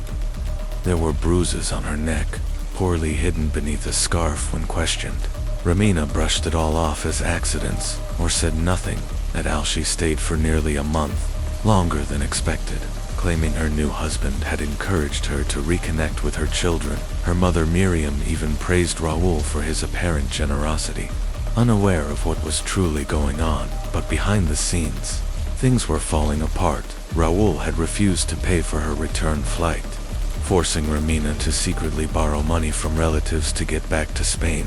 Her family begged her not to go, but she still believed things would improve. On September 17, 2018, her mother, sister, and sons hugged her at the airport. No, it would be the last time they would ever see her. A live descent into darkness. Romina's return to Spain marked the beginning of the end. Raul's abusive behavior escalated. His addiction to substances, which he had once tried to hide, became increasingly evident under the influence. He was unpredictable, violent, and terrifying. He would beat Romina, then apologize with gifts, romantic gestures, and hollow promises. The cycles of violence grew shorter. The moments of peace rarer. Romina, once so hopeful, now lived in fear. She confided in a close friend, revealing her belief that Raul might one day kill her tragically. Her fears were not unfounded. December 29, 2018. Raul beat Romina so severely that she had no choice but to seek medical help. Hospital staff suspected domestic abuse and prepared to involve the police, but Raul appeared at the hospital, insisting she had simply fallen. Romina, under pressure and possibly fear, confirmed his story and refused further treatment. The silence grows louder. Romina's mother, Miriam, tried calling her daughter on January 1, 2019. There was no answer. Growing concerned, she contacted Raul, but he ignored her. Calls. Several anxious days passed. Finally, Miriam sent a message threatening to go to the police. Only then did Raul respond, claiming he and Romina had fought on New Year's Eve and that she had left him. He assured her that this had happened before and Romina would return soon. Miriam wasn't convinced. She sensed something was terribly wrong. Raul didn't file a missing person report until January 8th, 9 days after Romina was last seen, and even then, his story changed this time. He claimed Romina had taken his money and might have traveled back to Paraguay. He said he wasn't concerned until Miriam began asking questions. A tangled web of Raul's conflicting statements immediately raised red flags for investigators when questioned. He often contradicted himself. Friends and relatives confirmed that Romina had long been a victim of abuse. Some recalled seeing bruises on her arms and neck. Others said she'd confided in them about Raul's violence, but never in full detail. Authorities placed Raul under surveillance and began tapping his phone, sensing he was being watched. He acted cautiously, giving no immediate reason for arrest. Still, the investigation moved forward. Hospital records confirmed Romina's visit on December 29. Doctors reported signs of significant physical trauma, and it was also revealed that Raul had forcibly removed her from the hospital that day, preventing staff from calling the police. There was another chilling detail. Several months prior, Romina had filed a domestic violence report against Raul, to withdraw it the very next day. What had she been afraid of? What exactly was Raul hiding? As the days went on, the silence surrounding Romina's disappearance became deafening. A chilling confession and the search for truth. Pivotal moment in the investigation came when Raul, during a phone conversation with a relative in law enforcement, made a shocking admission. He blurted out that Romina was no longer alive, and chillingly added that her body would never be found. That disturbing slip became the basis for his immediate arrest and formal interrogation at the police station. During questioning, Raul presented his version of events. He claimed that on New Year's Eve, Romina had been heavily intoxicated and became aggressive. According to him, she began shouting, demanding he bring her children to live with them immediately. When he refused, she allegedly grew hysterical, throwing objects at him. Raul stated that he left the house to let things cool off, and when he returned, he found Romina unresponsive in the bathtub. He said she had likely suffocated due to her level of intoxication. But rather than calling emergency services, Raul claimed he panicked, afraid of being accused of murder. He admitted to hiding all evidence of her death, an act that would soon unravel into a horrific revelation. What he described next stunned investigators. Raul confessed that he had attempted to dispose of Romina's body by burning it on a barbecue grill in the courtyard of their luxury villa. The isolated nature of the property meant no neighbors could see or smell what he was doing, but Raul had severely miscalculated. A backyard barbecue, unlike a crematorium, could not fully destroy human remains. After hours of trying and failing to incinerate the body, Raul said, he retrieved the partially burned remains, dismembered them, and packed the pieces into multiple plastic bags. A few days later, he rented a car and drove to a remote, rocky stretch of Lanzarote's coastline. There, he claimed, he threw the bags into the sea. The hunt for Romina's body. What followed was an exhaustive search operation. Police and volunteers combed the shoreline and surrounding areas. For weeks, divers scoured the ocean floor. Aerial units were dispatched, and sonar technology was employed, all in hopes of locating any trace of Romina. Nothing was found, despite the lack of remains. Investigators pressed forward. On January 16, 2019, Raul was formally charged with the murder of Romina Celeste Nanes. The charge came after a thorough forensic examination of the couple's villa, using luminol and other chemical agents. SPECIALISTs uncovered multiple blood traces that had clearly been scrubbed, but not fully erased. Raul's internet history revealed he had recently purchased CTIC soda, a corrosive cleaner used to eliminate organic matter and remove paint. It was also discovered that in one of the upstairs rooms, he had attempted to clean so aggressively that he damaged the flooring. then painted over it to conceal the evidence. Investigators believed this room was the primary crime scene, where Ramina's body was dismembered. A small, broken fragment of Ramina's fingernail was found lodged in the floorboards, bearing traces of her blood and Raul's epithelial cells, indicating a violent struggle in the bathroom. Detectives located one of Ramina's contact lenses stuck to the wall, consistent with a strong blow to her face. Each piece of evidence further dismantled Raul's claim that she had simply drowned. Still, the most critical evidence remained: missing Ramina's body that changed in late February, when a tourist walking along the beach discovered what appeared to be a lung fragment washed ashore. Unsure whether it was human or animal, he reported the find to authorities, who sent it for forensic analysis weeks later. The results confirmed it. The tissue was human, and DNA analysis proved it belonged to Ramina. Trial and sentencing. Despite the mounting evidence, including physical traces of a violent struggle, witness testimony, and his own confession, Raul clung to his narrative. He insisted Ramina had died accidentally, and claimed he panicked in fear of being wrongly accused. He maintained that she was drunk, belligerent, and aggressive during their final moments.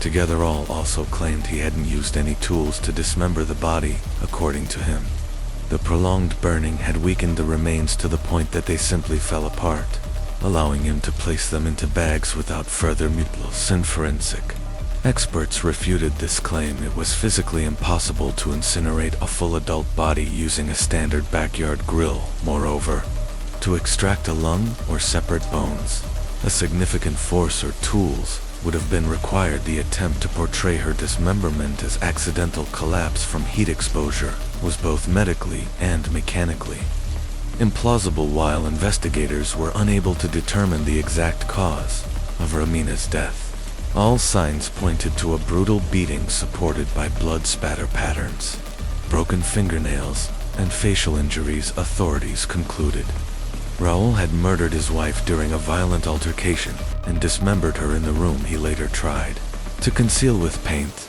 The COVID-19 pandemic delayed proceedings multiple times, and Raul cycled through several defense attorneys. Eventually, under growing pressure from forensic findings and mounting public outrage, Raul admitted to killing Ramina in the bathtub, as he initially claimed, but during a struggle he blamed her, insisting she had been the aggressor. In June 2023, more than 4 years after Ramina's murder, Raul was finally convicted. The court sentenced him to 5 years for involuntary manslaughter, 2 years for repeated domestic violence, 1 year for serious bodily harm in the December 2018 beating, an additional months for abuse and desecration of a corpse. A sentence that felt like an injustice to Ramina's grieving family.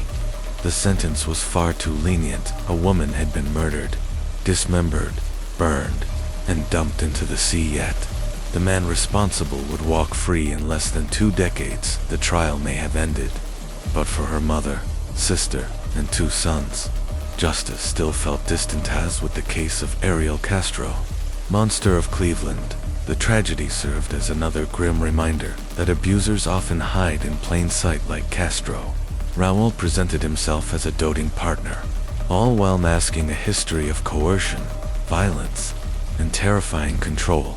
Ramina Celeste Nanes was only 25 years old, a mother, a daughter, a woman full of dreams, reduced to a victim of silence, manipulation, and ultimately, murder. With Pedro and Benita struggling financially, the family left Reading, Pennsylvania, eventually settling in Cleveland, Ohio, a city that, at the time, was welcoming to Latin American immigrants. Pedro Castro, Ariel's father, also relocated to Cleveland with his new wife and their children. They lived nearby, so that Pedro could stay in touch with his children from his first marriage, a connection that Ariel's mother, Liliana, never discouraged. Though Pedro maintained contact with his older children, he offered no financial support. Liliana later remarried and gave Ariel 4 younger siblings. Ariel attended Lincoln West High School in Cleveland. Graduating in 1978, he studied music, regularly went to church with his family, and outwardly appeared to be a model Christian, but behind closed doors, he was a tyrant. As a teenager, Ariel met Grimilda Figueroa, a girl who lived across the street. They attended the same school, became friends, and eventually started dating for years. They lived with their respective parents, unable to afford a place of their own in the early 1990s.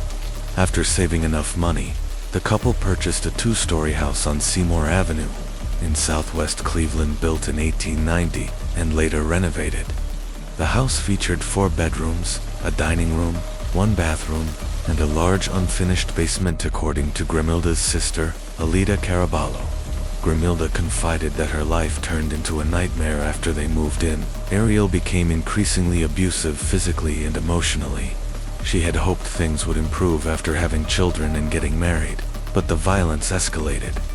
She hid bruises and injuries under clothing.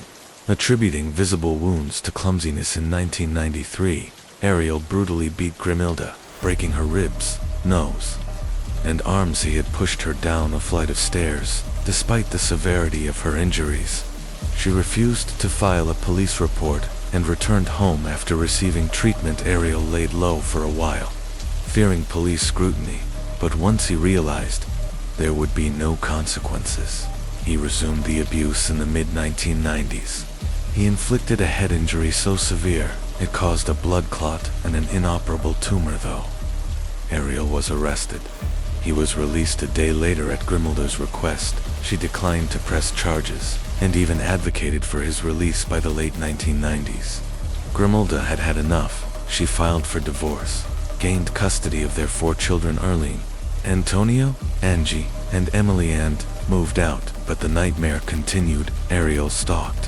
threatened, and manipulated her. Grimilda sought and was granted a restraining order 3 times.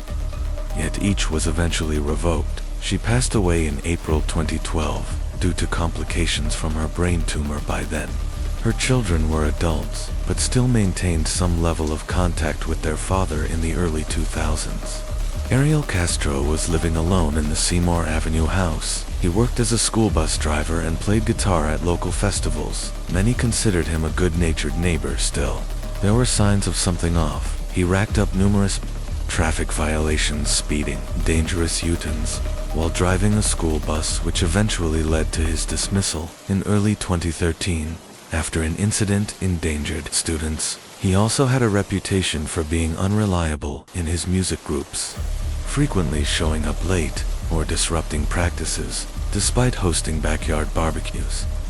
He never allowed anyone inside his home.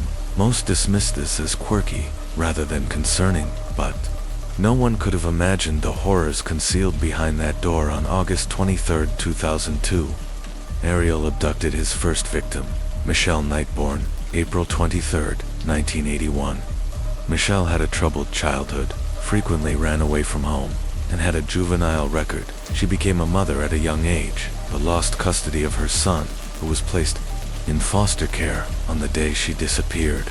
Michelle was on her way to a custody hearing. Ariel, a familiar face and known bus driver in the neighborhood, offered her a ride. He lured her in by mentioning he had puppies at home and needed help finding them homes. Once inside his house, the friendly neighbor turned into a monster. Ariel viciously assaulted Michelle, chained her in the basement, deprived her of food and water, and subjected her to relentless abuse. She remained trapped there, helpless. Michelle's disappearance was reported, but authorities treated her case as low priority. She was an adult, had a history of running away, and was believed to be avoiding court. Law enforcement allocated minimal resources. Even years later, police admitted that Michelle's case had never been taken seriously. In a chilling twist, Ariel Castro even helped post flyers with Michelle's photo around Cleveland, all while she remained imprisoned in his basement, feeling invincible.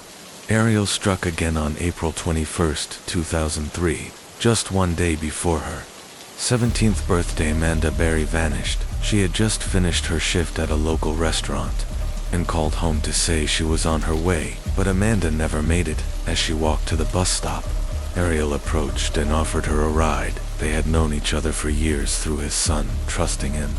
She got into the car, but once inside the house, Ariel overpowered her, beat her, and locked her in the basement alongside Michelle.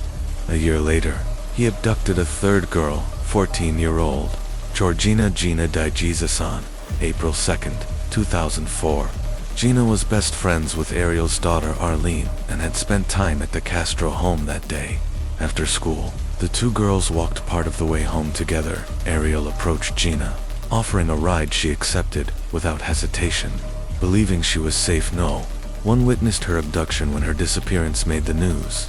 There was outrage that an Amber Alert hadn't been issued. Her story was featured on America's Most Wanted and later linked to Amanda Berry's case. Still, Ariel remained above suspicion behind the locked doors of his Seymour Avenue house. Ariel Castro held 3 young women in captivity and seen, unheard, and systematically tortured for years while continuing to present himself to the world as a friendly, harmless neighbor, despite being the one who had taken them. Ariel Castro shockingly volunteered in the search efforts for the missing girls, even distributing flyers and offering sympathy to their families. He treated Gina like the others, keeping her imprisoned in his home at one point. A passerby reported seeing a middle-aged Hispanic man near one of the abduction sites. A composite sketch was created that bore a strong resemblance to Castro, but somehow he was never considered a serious suspect for over a decade. Castro subjected his captives to unimaginable suffering. He regularly beat, starved, and psychologically manipulated them to break their spirits. Any hint of disobedience or attempt to escape was met with brutal punishment to prevent them from even considering running away or ending their own lives. He isolated and terrorized them completely. Michelle Knight, the first and oldest of the 3 victims, bore the brunt of his cruelty. She was used as an example to keep the others submissive, publicly beaten, humiliated, and degraded. Eventually, Castro moved the girls from the cold, dark basement into a small, locked room on the 2nd floor that overlooked the backyard. The shift offered a sliver of light, but no freedom. During her captivity, Michelle became pregnant at least 5 times. Each time, Castro violently forced a miscarriage. He starved her for days, then kicked her in the abdomen until she bled and lost the baby. After one such episode, she nearly died from internal hemorrhaging, but Castro remained indifferent, refusing to call for medical help. The girls were allowed to shower no more than once a week, and only as a reward for good behavior. Instead of a bathroom, they were given a plastic garden bucket that Castro rarely emptied. He fed them once a day, barely enough to survive, and subjected them to repeated physical and sexual abuse. In a particularly cruel moment, Castro gave the girls a puppy, perhaps as a manipulative gesture of normalcy, but a week later, in a fit of rage over Michelle's disobedience, he killed the dog in front of them. The message was clear: nothing they cared about was safe. DiGesus never became pregnant during her years of confinement, but Amanda Berry, in 2006, discovered she was expecting. Terrified, she braced herself for the same horrific violence Michelle had endured, but this time, something was different. Ariel Castro was pleased by the pregnancy. He allowed Amanda to carry the baby to term, and even prepared for the birth by inflating a plastic kiddie pool in the house. In December 2006, Amanda gave birth to a daughter, Jocelyn. The baby was born weak, but she survived. Jocelyn's arrival changed the dynamic inside the house. The 3 women now had something pure and fragile to care for a moment. The constant horror was tempered by nurturing. Remarkably, Castro began to soften, if only slightly. After Jocelyn's birth, he brought small gifts, occasionally allowed the women to watch television, and sometimes permitted them to take Jocelyn into the backyard for short walks, always under strict surveillance. As she grew, he even began taking Jocelyn to visit his mother, claiming she was his daughter from a previous relationship. Amanda, determined to give her daughter a future, took on the role of teacher. She taught Jocelyn how to read, write, and speak properly. Remarkably, the girl thrived. She was articulate, healthy, and well-groomed. Her appearance, a sharp contrast to the hidden torment inside the home. Yet the flame of hope never fully extinguished, despite the torture. The women clung to the possibility of escape. Several failed attempts over the years had cost them dearly, but they never gave up entirely then.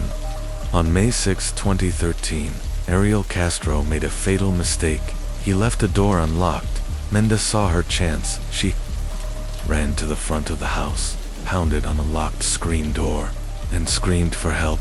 A neighbor, initially unsure of what was happening, heard the panic in her voice and rushed over. Amanda broke through the door with his help and immediately called 911. "I'm Amanda Berry. I've been kidnapped. And I've been missing for 10 years. I'm here now. I'm free." When police arrived, Amanda revealed the unthinkable. 2 other women were still trapped inside. Officers stormed the house and found Michelle Knight and Gina DeJesus alive after more than a decade in captivity.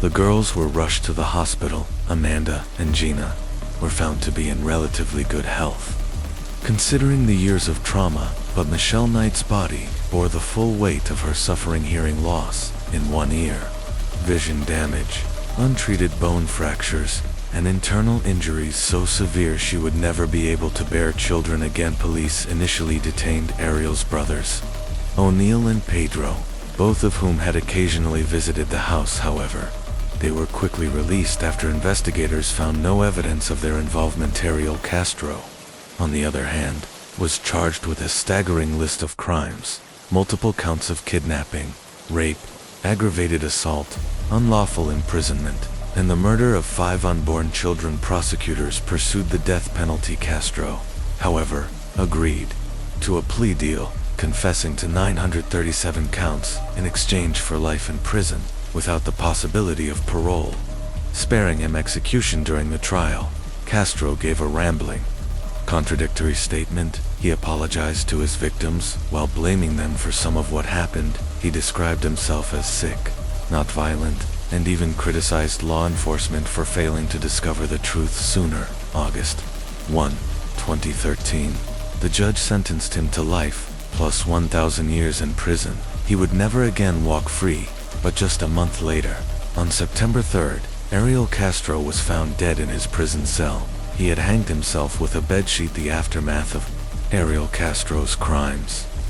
Ariel Castro's house of horrors was finally reduced to rubble. On August 7, 2013, the demolition served as a symbolic act of closure, bringing an end to the nightmare that had haunted Cleveland for over a decade. Only the families of Michelle Knight and Gina DeJesus attended the solemn event. Amanda Berry, among others, chose not to return, and willing to revisit the place where they had endured years of unimaginable pain. Yet, amid the ruins, hope emerged. Just weeks earlier, on July 9, 2013, Knight, Berry, and DeJesus released a joint video expressing heartfelt gratitude to the public for their unwavering support. It was the only joint statement the women ever made. Despite spending years together in captivity, they chose to go their separate ways and never spoke to each other again after his conviction. Castro was transferred to a correctional facility in Orient, Ohio, under special suicide watch, but on September 3, 2013, just 1 month into his life sentence, he was found hanging by a bedsheet in his cell. All efforts to revive him failed. He died at age 53. Michelle Knight, the most severely abused of the 3, chose to change her name and relocate for privacy for years. She avoided the media, though she eventually published a memoir detailing the horrors she endured in that house. Her son, taken into care after her disappearance, had been adopted, while she tracked down his adoptive parents years later. It remains unclear whether she was ever able to reconnect with him. Amanda Berry and Gina DeJesus were awarded honorary diplomas from John Marshall High School in 2015, an achievement denied to them during their captivity. Gina went on to work with the Amber Alert Committee, advocating for missing children. Amanda joined Cleveland's Fox affiliate, WJW, in 2017 as the host of a missing persons segment, using her platform to help others still waiting to be found.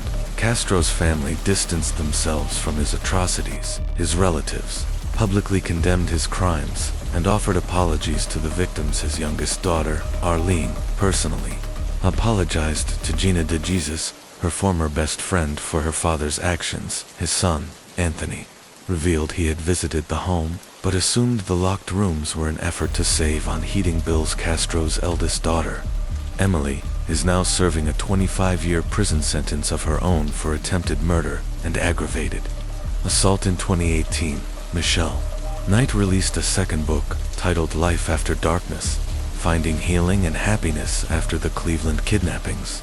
Chronicling her road to recovery, Gina and Amanda also co-authored Hope, a memoir of survival in Cleveland. Their story has since inspired numerous documentaries and 2 dramatized films.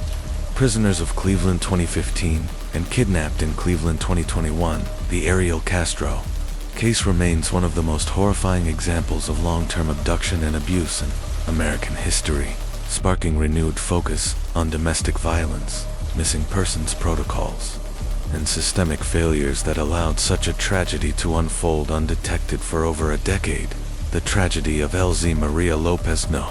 Let us turn to another heartbreaking story, this time from Guatemala. Maria Lopez was born on March 17, 1995, in the small town of San Cristobal, Verapaz. Her family lived a modest life. Her parents, Amarilis and Brian Lopez, raised her alongside her older brother, Omar. As an infant, LZ Maria faced a medical emergency, an intestinal blockage that required a risky and complex surgery, though her survival was uncertain. Her mother prayed fervently for her daughter's recovery against the odds. LZ Maria survived, and the surgery had no lasting impact on her physical or intellectual development throughout childhood.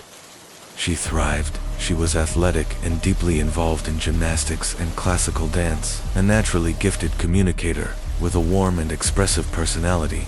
She quickly formed friendships and excelled academically, particularly in the humanities. After finishing school, she enrolled in a prestigious state university, pursuing a law degree with a specialization in criminalistics driven by a sincere desire to pursue justice. A pivotal moment in her young adult life came during a family visit to a motorcycle dealership in Alta Verapaz. It was her brother Omar's 25th birthday, and the family wanted to surprise him with a gift. He had long dreamed of a motorcycle there. They met a polite, soft-spoken salesman named Jorge. He showed them various models and gave helpful recommendations before leaving.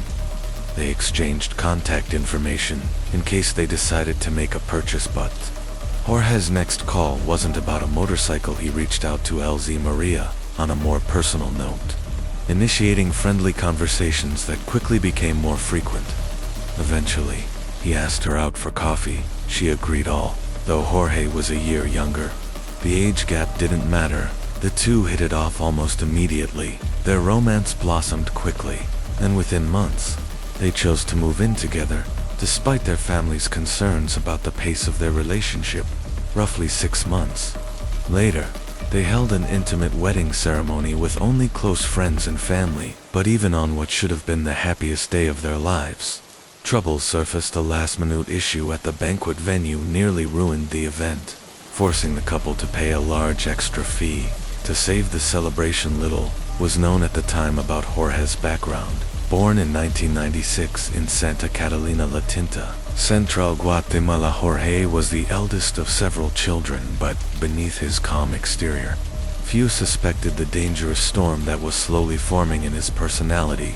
Jorge was the eldest of 2 boys, and grew up alongside his younger brother Pablo in Santa Catalina La Tinta, a modest town in central Guatemala.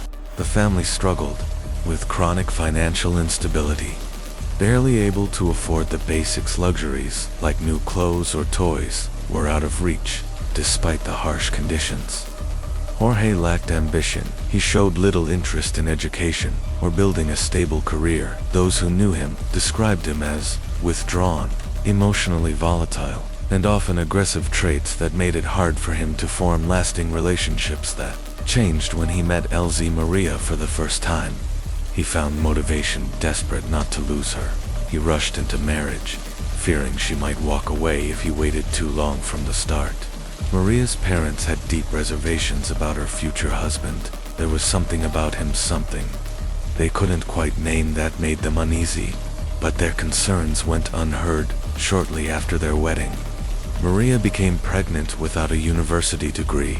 Job prospects were scarce. Employers were hesitant to hire an inexperienced, expectant mother. She settled for small, irregular jobs just to get by. Meanwhile, Jorge had already lost his job and made no effort to find another when their daughter, Alice, was born.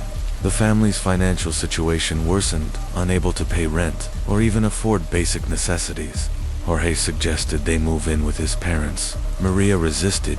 She feared the environment wouldn't be safe for a newborn, but faced with the threat of homelessness, she reluctantly agreed. Maria's mother remained in close contact. Deeply concerned, her daughter assured her things would improve, but when she visited the in-laws' home, she was horrified. Maria was gaunt and visibly malnourished, eating barely once a day, and that too in small portions. Her in-laws refused to support her and treated her with disdain. Her situation was even more dire because she was breastfeeding Alice, meaning both their health was at risk, and the abuse went beyond neglect. Jorge's younger brother would lash out over the child's crying or the sight of baby items around the house. On one occasion, in a fit of rage, he hurled a baby bottle that struck Alice as Maria held her in her arms. Jorge witnessed everything. He did nothing. Eventually, Maria's mother persuaded her to leave the house with her baby and move back home. Not long after, Jorge showed up at their door apologetic, full of promises. He claimed he had a job lined up and swore things would be different. Maria gave him one final chance, on the condition that they would live separately from his family. That decision marked a turning point. Maria completed her degree and fulfilled a lifelong dream. She joined the city prosecutor's office, smart, driven, and meticulous. She earned the respect of her peers and rose quickly through the ranks. Financial stability returned to her life, but it was due to her hard work alone. Jorge still refused to contribute. He lived off her salary, preferring to drink beer with friends, binge TV, and take only temporary low-fert jobs. Jealousy consumed him. He tracked her every move, demanded access to her phone, forbade social media use, and banned her from socializing with coworkers. He was controlling and possessive, and, behind closed doors, he was abusive. Neighbors often heard shouting, and they frequently saw bruises on Maria's face and body. Yet despite repeated incidents, she kept returning to him. Each time she tried to leave, each time she fled with her daughter, Jorge would beg for forgiveness, and each time, Maria forgave him. On December 15, 2020, after yet another violent argument, Maria left with 3-year-old Alice and drove to her mother's house, sobbing. The next day, Jorge arrived. He said he had finally found steady work once again. He promised change once again. Maria gave him another chance, but within weeks, the pattern repeated. In January 2021, Maria called her mother. Frustrated and heartbroken, Jorge hadn't found a job. Worse, he had stolen the little money she earned. Her mother offered help and arranged to meet her on January 19th, but Maria never showed. The next day, her mother went to Maria's workplace only to discover she hadn't been seen for 2 days. No one could reach her that same day. Jorge arrived at the prosecutor's office, pretending to look for his wife. He claimed they had argued again and assumed she was staying with her mother, but Maria's mother knew something was wrong. His behavior didn't add up. She reported her daughter missing, and authorities immediately activated the National Alert System, known as Isabel Claudina, Rapid Response Network for locating missing women. The Isabel Claudina Emergency Alert System activated for missing women believed to be in danger was triggered the moment LZ Maria Lopez was reported missing. A nationwide search commenced, but from the very beginning, there was really only one suspect, her husband. Jorge. Maria had no known enemies, no reason to vanish, and crucially, Jorge was the last person to have seen her alive. He denied involvement, insisting he was just as shocked by her disappearance as anyone else. He even claimed to be frustrated by the police focusing on him, but under questioning, Jorge quickly began to unravel. He contradicted himself multiple times, and couldn't explain why he hadn't reported Maria missing the moment she failed to return home. He claimed he assumed she was at her mother's house, but never bothered to call or check as investigators combed neighborhoods and questioned witnesses. A breakthrough came unexpectedly on January 22nd. Municipal workers responding to a complaint about a clogged storm drain made a horrifying discovery when they removed the heavy grate. They noticed a large black plastic bag wedged deep inside the drain. The smell and shape were alarming inside. The bag, where charred human remains police arrived quickly and immediately suspected the worst, that the body belonged to LZ Maria Lopez, who was by then the focus of a nationwide missing persons alert. The discovery was made near the same street where Maria had worked at the prosecutor's office, a location that, tragically, had no security cameras or lighting despite the extensive burns. Forensic experts confirmed the remains belonged to a young woman Maria's family. Though devastated, were able to identify her. The disfigurement was severe, but there was no doubt it was Haran. Autopsy later revealed that Maria had been savagely beaten before she died. Pathologists found signs of internal hemorrhaging, multiple fractures, and dried blood in her mouth and nasal passages clear. Indicators of asphyxiation. Deep pressure marks around her neck confirmed the final cause of death. Strangulation with no other suspects and growing evidence. Police arrested Jorge and began piecing together a motive. The investigation also delved into the toxic marriage and the years of domestic abuse Maria had endured in a chilling development. Maria's mother turned over an audio recording she had received anonymously. It was captured by a neighbor who had witnessed frequent fights in the household. On the recording, Maria could be heard sobbing and screaming for help, her cries barely audible over the background noise of a child, likely her daughter, Alice, listening to the recording. Maria's mother was heartbroken. The witness had never called the police, never intervened, and never stepped forward, only choosing to document the abuse in silence. Authorities were unable to identify the sender, so the recording was submitted as part of the criminal case, but not supported by direct testimony in response. One key witness in the case made a powerful public plea. She urged citizens never to remain silent in the face of domestic violence, to report abuse immediately. Rather than just recording it, she emphasized that timely intervention might have saved Maria's life. Public outrage quickly followed. Thousands took to the streets demanding justice, horrified by the brutality of the crime and the systemic failures that allowed it to happen. Meanwhile, Jorge maintained his innocence. He claimed he had dropped Maria off at work the morning she disappeared. Surveillance cameras did, in fact, capture their vehicle heading in that direction, but due to heavily tinted windows, investigators couldn't confirm who was inside or whether Maria ever got out. Searches of the couple's rented home yielded further damning evidence. Faint traces of blood and drag marks, consistent with a violent struggle in the trunk of their car. Investigators found microscopic fragments of burnt human flesh. Then came a telling clue: a recent purchase Jorge had made with Maria.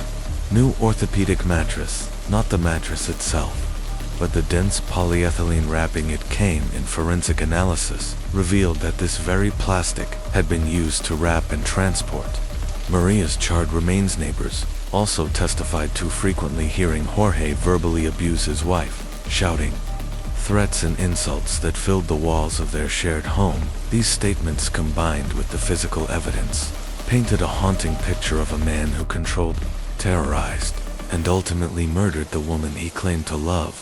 Just days before her sudden disappearance, Jorge had been overheard threatening his wife, LZ Maria Lopez, according to multiple witnesses. He warned her that if she ever tried to leave him, he would kill her and hide her body so well that no one would ever find it. Those chilling words would prove tragically prophetic. Based on evidence compiled by criminologists and first-hand witness accounts, the investigation revealed a harrowing timeline. The murder occurred on the night of January 19, 2021. A violent argument had erupted between the couple the day before, but this time, Jorge's rage escalated to a level from which there would be no return. He beat Maria, savagely striking her again and again, until she screamed for help. Neighbors heard the desperate cries, but no one intervened during the assault. Jorge broke his wife's nose and caused a traumatic head injury. Then, in a final act of brutality, he strangled her with his bare hands, and he did it all in front of their 3-year-old daughter, Alice. Though still a toddler, Alice was old enough to understand that something terrible was happening. Her terrified screams, captured in the background of an audio recording, would become one of the most haunting pieces of evidence in the case after the murder. Jorge set about covering up the crime. He dragged Maria's body into the backyard, doused it with and set it ablaze, but he hadn't anticipated the smell. Burning flesh and hair quickly filled the air, threatening to draw attention from the neighbors. Panicked, he extinguished the fire, wrapped what was left of Maria's body in thick plastic, and began searching for a secluded spot to dispose of her remains. Jorge ultimately chose a dark stretch of road with no surveillance and dumped her body down a drainage sewer, believing no one would ever find it. The next morning, as if nothing had happened, Jorge followed their normal routine, driving Maria's route to work in an attempt to create a believable alibi. He even began making calls to her colleagues, friends, and family, pretending to be worried about her sudden disappearance. His defense attorneys tried every tactic to delay the trial and redirect suspicion. They argued that all the evidence was circumstantial, insisting there was no definitive proof Jorge had committed the murder. They even attempted to argue for house arrest, claiming Jorge was severely depressed from being wrongly accused of killing the woman he loved. But the evidence told a different story. Investigators obtained data from Maria's phone, which was found in Jorge's possession. Text messages had been sent from her phone after her death. Messages Jorge crafted in an attempt to suggest she was still alive, but forensic analysis showed that Maria's phone and Jorge's own device moved in perfect sync that day, never separating. He had both phones the entire time. Even more damning were the injuries discovered on Jorge's body at the time of his arrest. Scratches and bruises, particularly a prominent scratch on his neck, indicated that Maria had fought back. Sadly, any DNA evidence under her fingernails was destroyed in the fire. Still, prosecutors had enough. They requested the maximum sentence, and after multiple delays due to the global pandemic, Jorge finally stood trial. In October 2022, he was found guilty of the brutal murder of his wife and sentenced to 50 years in prison. Throughout the proceedings, Jorge continued to deny his guilt. Little Alice, now orphaned by the violence, was placed in the care of her maternal grandparents. In the midst of their grief, they found purpose again, raising their granddaughter and vowing to give her the love and safety their daughter was denied. Danilo Cavalcanti demanded complete control over Deborah Brando's life as their relationship deteriorated. Arguments erupted frequently, often escalating into violent episodes. Danilo would drink heavily each night, returning home in a drunken rage, transformed into someone unrecognizable, an enraged man who lashed out without reason. He insisted on absolute obedience. When Deborah refused, he punished her, sometimes even in front of their children, despite her strength and determination to shield her kids from harm.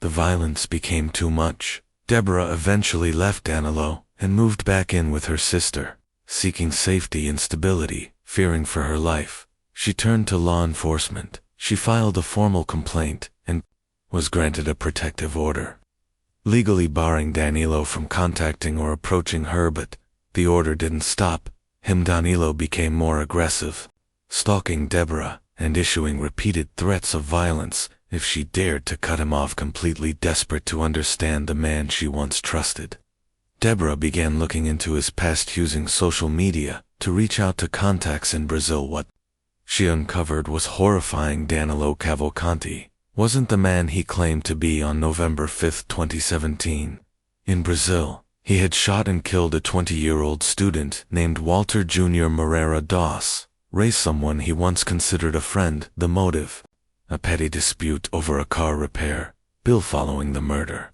Brazilian authorities issued an arrest warrant and approved preventive detention.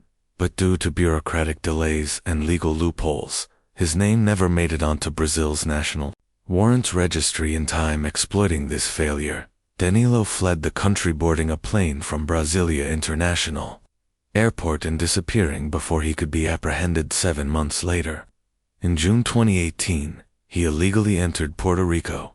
From there, he obtained false identification documents and eventually made his way to Chester County, Pennsylvania, where his sister was living. Deborah was stunned. She confronted Danilo with an ultimatum: leave her and her children alone, or she would report his true identity. But that decision would seal her fate. On the evening of April 18, 2021, Deborah was outside her home with her children, chatting with an elderly neighbor. As the kids played nearby, Danilo approached quietly and pulled her aside, asking to speak privately. The neighbor observed the interaction but saw no immediate reason to intervene.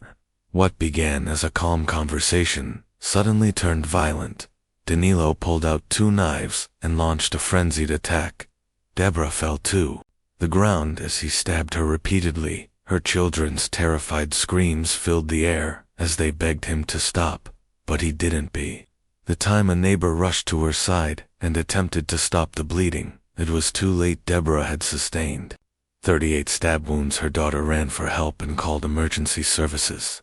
But despite doctors' efforts, Deborah succumbed to her injuries at the hospital. Danilo fled the state. Sparking a manhunt, he was eventually captured by Virginia State Police and extradited back to Pennsylvania, where he faced charges of first-degree murder. The trial began on August 16, 2023. In Chester County, the prosecution presented overwhelming evidence, revealing that Danilo had abused and threatened Deborah since 2020. One of the most heartbreaking moments came when Deborah's young child took the stand, sobbing while recounting the horrific attack they witnessed. The jury took just 15 minutes to find Danilo Cavalcanti guilty. He was sentenced to life in prison, without the possibility of parole. But the nightmare wasn't over. Danilo was placed in Chester County Jail awaiting transfer to a federal penitentiary on August 31, 2023. At approximately 9 a.m., chaos erupted. Danilo had escaped, using a method eerily similar to a previous jailbreak attempt by another inmate. Danilo scaled the walls between 2 narrow hallways in the prison yard and climbed up through a chimney shaft. Surveillance footage showed him maneuvering through the tight space using only his arms and legs. Once on the roof, he climbed over the fence, pushing through barbed wire to gain his freedom.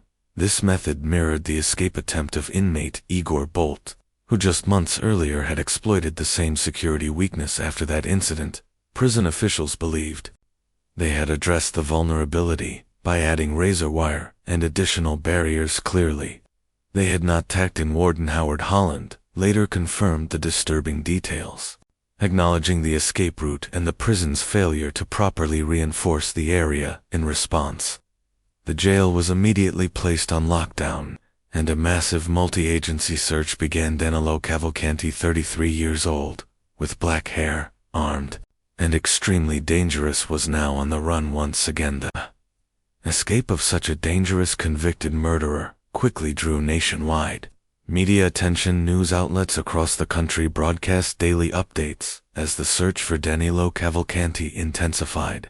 Pennsylvania State Police held regular press briefings, with the lead officer overseeing the manhunt, urging local residents to stay alert and report any sightings or suspicious activity. Public cooperation became critical, and it started to pay off. Hours after the escape, multiple sightings were reported. Cavalcanti was first spotted walking along a road approximately 2 miles from the prison. Thanks to vigilant locals and surveillance cameras, law enforcement tracked his movements. On the morning of September 2nd, cameras captured him on the edge of the search. Perimeter police responded by setting up a tighter containment zone, locking down roads and rail lines in the surrounding area to prevent further escape. A $10,000 reward was offered for any information leading to his capture. A search focused on the heavily wooded areas of Pocopson Township in Chester County, just 2 miles from the jail. One local reported seeing Cavalcanti in a creek bed, but he slipped away into the dense forest before police arrived. Despite the exhaustive manhunt, Cavalcanti remained elusive. Then came a major break. A security camera spotted him at Longwood Gardens, a popular botanical garden located about 3 miles south of the prison. It was clear he had managed to move beyond the original search area. Deputy U.S. Marshal Robert Clark, leading the federal side of the operation, described the terrain as a major challenge. There are ravines, tall grass, thick brush, plenty of cover for someone who's only 5 feet tall, and 120 pounds. Sweltering heat and humidity only added to the difficulty. By September 5th, the number of law enforcement personnel involved in the search grew from 250 to nearly 400. Authorities deployed helicopters and drones in a deeply personal move. Police even broadcast a recorded message from Cavalcanti's mother in Portuguese, pleading with her son to surrender peacefully the next morning. Another camera caught Cavalcanti on a private property roughly 2 miles south of the jail. In response, authorities established a fresh perimeter, locking down Longwood Gardens again and closing nearby schools as a safety precaution. Despite these efforts, Cavalcanti evaded capture. Longwood briefly reopened, only to close again after another confirmed sighting on September 7th. That same day, the reward for information leading to his arrest was doubled to $20,000. Tension in the community continued to mount. Residents were on edge, terrified that a convicted murderer was on the loose. Authorities remained tight-lipped about exactly how he had managed to escape from the Chester County prison, fueling speculation and fear. Then came a dramatic shift in the investigation. On September 9th, after nearly 10 days on the run, Cavalcanti broke through the search perimeter. He appeared on video intercom footage standing on the porch of a former co-worker's home near Phoenixville, almost 20 miles northeast of the original search zone. This time, he looked different. He had shaved his beard, changed clothes, and altered his appearance in an effort to remain undetected. He then stole a delivery van from a local dairy, driving it nearly 25 miles as he tried to reach acquaintances who might offer him shelter. But on the morning of September 10th, authorities located the stolen van, abandoned in a field near East Nantmeal Township, its gas tank empty. With that discovery, the search shifted again, this time to the northern part of Chester County. By September 11th, Cavalcanti had officially been added to Interpol's most wanted list, and the reward for his capture was increased yet again. That evening, a major incident occurred. Emergency services received a frantic call from a local homeowner in South Coventry Township. The man reported that someone matching Cavalcanti's description had broken into his garage in an attempt to defend himself. The homeowner fired multiple gunshots, striking the intruder up to 7 times, but incredibly, Cavalcanti managed to flee before escaping. He stole a .22 caliber rifle equipped with a scope and flashlight. Police arrived within minutes and recovered Cavalcanti's discarded sweatshirt and shoes nearby, confirming the fugitive's identity. Now armed and injured, Cavalcanti posed an even greater threat. Authorities issued urgent warnings, advising residents to lock their doors and windows, secure their vehicles, and remain indoors. Fear rippled through the community. Schools in several districts shut down as a precaution. Helicopters buzzed overhead. Officers canvassed neighborhoods on foot, and drones scanned the thick tree cover surveillance footage. The following day confirmed that Cavalcanti was still active in the area, forcing law enforcement to establish an even tighter perimeter in South Coventry Township. This time, they believed they had him cornered, surrounded, and running out of time. The search for Danilo Cavalcanti intensified throughout September 12th. Then, in the early hours of September 13th, just after 1:00 a.m., a breakthrough finally came using advanced thermal imaging technology. A surveillance aircraft detected a heat signature deep within the woods. However, inclement weather forced officers to delay the approach until daylight. The surveillance plane, vital to the operation, couldn't safely operate through the worsening conditions. But authorities weren't flying blind as security alarm had been triggered just after midnight. Within the established perimeter combined with the heat signal detected by the aircraft, the alarm helped law enforcement pinpoint the fugitive's location Ron Johnson, a retired Missouri State Highway Patrol captain, later emphasized that technology played a pivotal role in the manhunt. This was a coordinated operation that came together in just the nick of time, he noted. At approximately 8:00 a.m. on September 13th, officers closed in. They found Cavalcanti asleep in the brush. Still clutching the stolen .22 caliber rifle, he tried to flee, crawling into dense undergrowth in a desperate bid to escape. But this time, he wasn't fast enough. A K-9 officer named Yoda was released. The dog quickly located Cavalcanti, biting him on the scalp and pinning him until backup arrived. Lieutenant Colonel George Bivens later reported that the fugitive sustained minor head injuries during the takedown. He was immediately taken into custody, without further incident. In his initial interrogation, Cavalcanti revealed how he had survived during his 14 days. On the run, he said, he drank water from streams, ate wild watermelons, and only moved under the cover of darkness at one point. He admitted an officer had passed dangerously close to his hiding spot. His original plan had been to steal a car and flee to Canada following his capture. Cavalcanti was charged with several additional crimes, including burglary, theft, and trespassing. His escape had turned into a full-scale public safety crisis. Local and state officials, including Pennsylvania Governor Josh Shapiro, praised the tireless efforts of the hundreds of officers who participated in the search. Chief George Bivens, who led the operation, spoke of the difficult weather conditions and the thick, wooded terrain that made every phase of the hunt a challenge at its peak. Over 500 law enforcement officers from the Pennsylvania State Police, FBI, ATF, and U.S. Marshals were involved. The prison break had exposed critical failures in the Chester County Jail's security infrastructure. Public outrage grew as residents learned that Cavalcanti had used the exact same escape method previously attempted by another inmate, Igor Bolt, back in May 2023. The prison had been warned about its vulnerabilities then, but failed to take decisive action after Cavalcanti's escape. The guard on duty at the time was terminated. Officials later confirmed he had a clear opportunity to see Cavalcanti as he scaled to walls and disappeared from view in response to the scandal. Chester County Jail swiftly installed a tin roof over the escape route, along with other urgent security upgrades. Still, the community demanded answers. There are real questions that must be addressed, Governor Shapiro said at a press conference. How did this happen again, in the same way? And what changes will prevent it from happening a third time? But despite the failures and close calls, the operation ultimately succeeded because of unified effort, coordination between multiple law enforcement agencies, local residents, and cutting-edge technology ensured that Danilo Cavalcanti again had nowhere to run, and this time, he wouldn't be going free. Amanda Gray Spores was born on July 31, 1987, in Muskegon, Michigan, in 1995. Her family moved to Elkhart, Indiana, where she graduated from Elkhart Christian Academy in 2006. By 2008, she had earned an associate degree from Pensacola Christian College in Florida. Amanda was raised in a deeply religious household.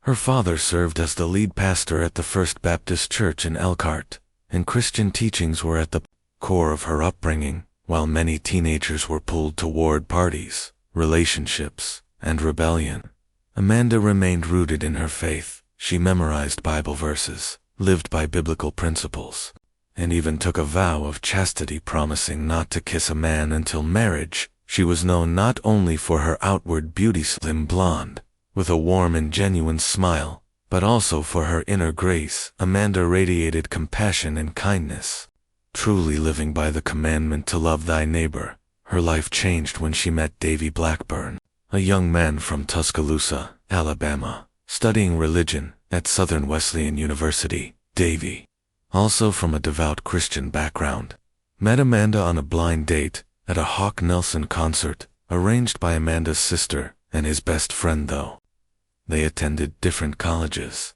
Amanda and Davy spent every vacation together. Their relationship was rooted in mutual respect and spiritual connection, completely platonic.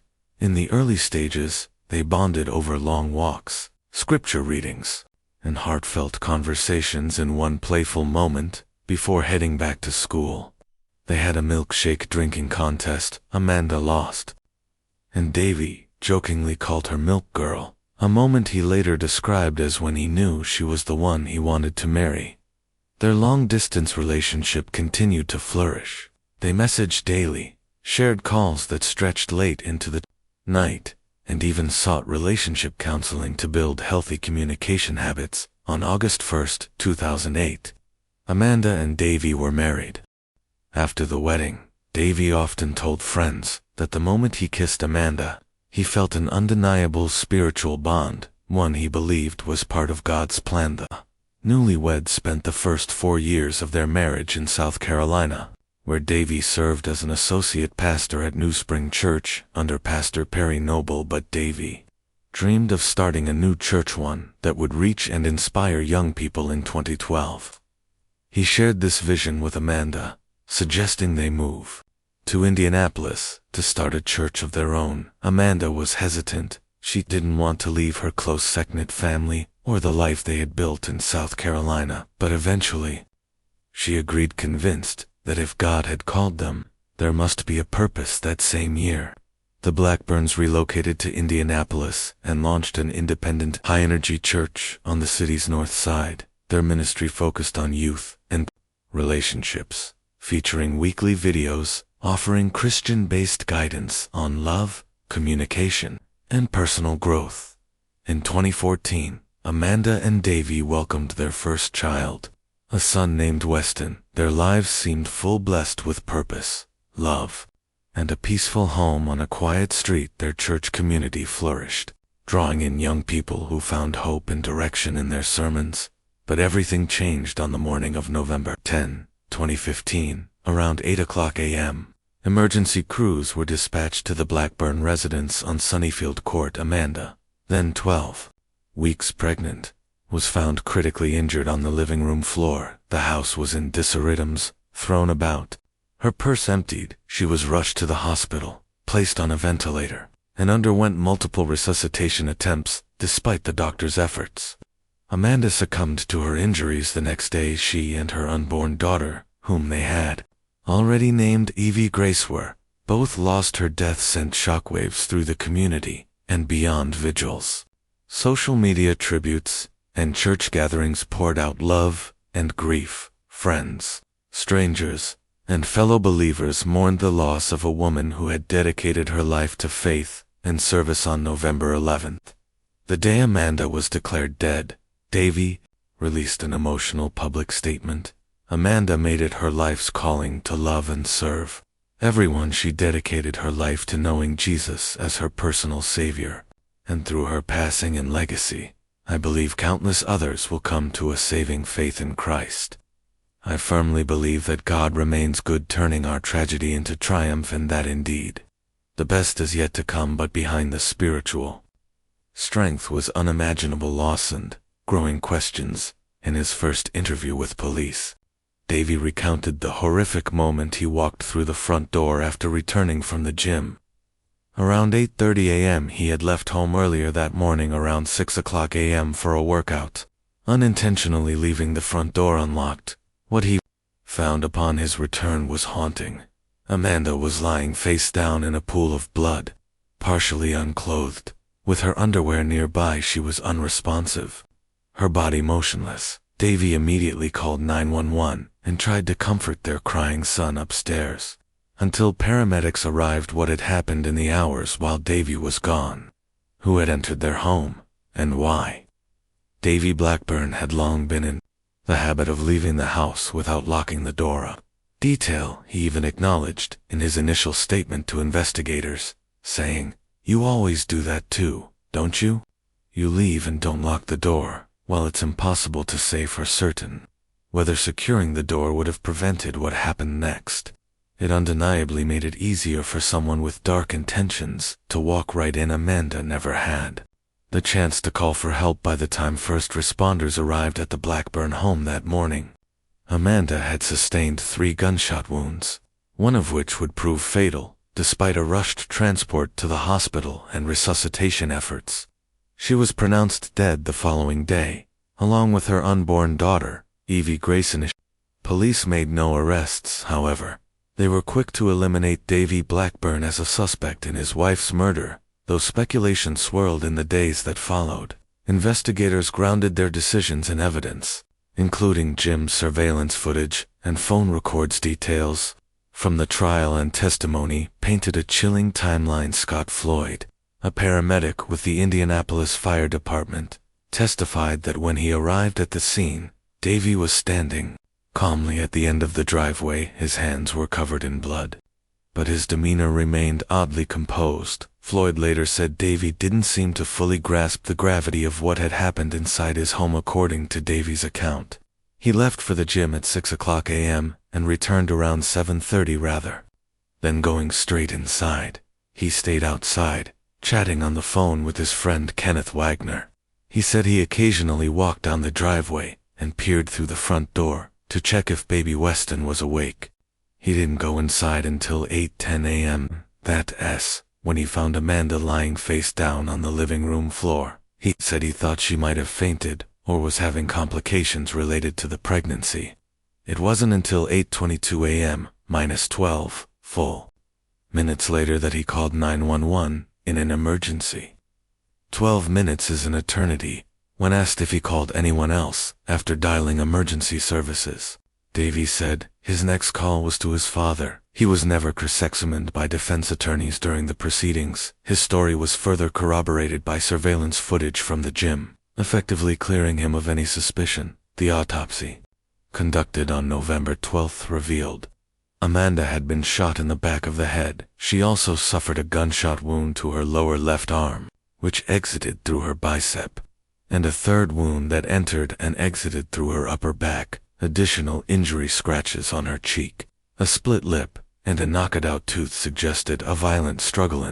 Investigators immediately began a thorough canvass of the area. CCTV footage from surrounding homes was pulled, and interviews were conducted with neighbors and family friends. One neighbor reported hearing gunshots approximately 35 minutes after Davy had left the house that morning. Reginald Townsell, another neighbor, expressed disbelief. "This just doesn't happen on our street. The Blackburns didn't deserve this. They were wonderful people." Early theories centered on a robbery gone wrong. Amanda's bank cards were missing, as was her MacBook bag. Items that suggested the crime might have begun as a burglary. As the investigation widened, new leads began to surface that same morning, beginning around 5:20 a.m.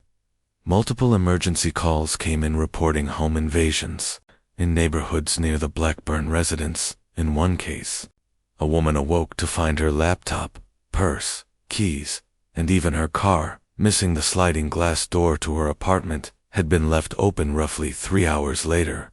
Another woman reported that someone had broken through her patio screen door and ransacked her home. Missing items included 4 televisions, a MacBook Pro, a Tiffany pearl necklace, a women's pink sweater, a remote control, bedding, and even a bag of oranges. Just 5 minutes after that second burglary report, another call came in from Sunnyfield Quartet. Was Davy Blackburn. Lieutenant Richard Riddle of the Indianapolis Metropolitan Police confirmed that detectives were exploring possible links between Amanda's murder and the other burglaries that occurred. Thought same morning. To preserve the integrity of the investigation, authorities did not release many details early on, but they had a break. Images of possible suspects were captured by home surveillance equipment during one of the burglaries. These were released to the public in hopes someone could help identify the individuals. In the meantime, Davy Blackburn remained publicly confident that the police were doing everything they could. He said investigators had assured him they were working with unprecedented resources and that they had strong leads they believed would soon lead to arrests.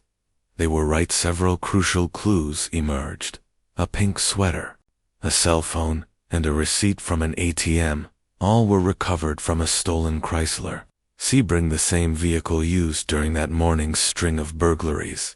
It was this discovery that helped unravel the rest of the case. On November 11th, just a day after Amanda Blackburn was shot in her own home, Investigators found a crucial letter receipt from a Chase Bank ATM located near the Blackburns neighborhood. The receipt was linked to Amanda's stolen debit card. Police immediately pulled surveillance footage from that ATM. The footage showed a man attempting to conceal his face using a distinctive pink sweater, one that had been reported stolen during a burglary earlier that same morning. Investigators recovered that sweater from a Chrysler Seaboard, a vehicle that had also been reported stolen. Forensic teams conducted DNA testing on the sweater. The results came back. It belonged to 21-year-old Jalen Watson.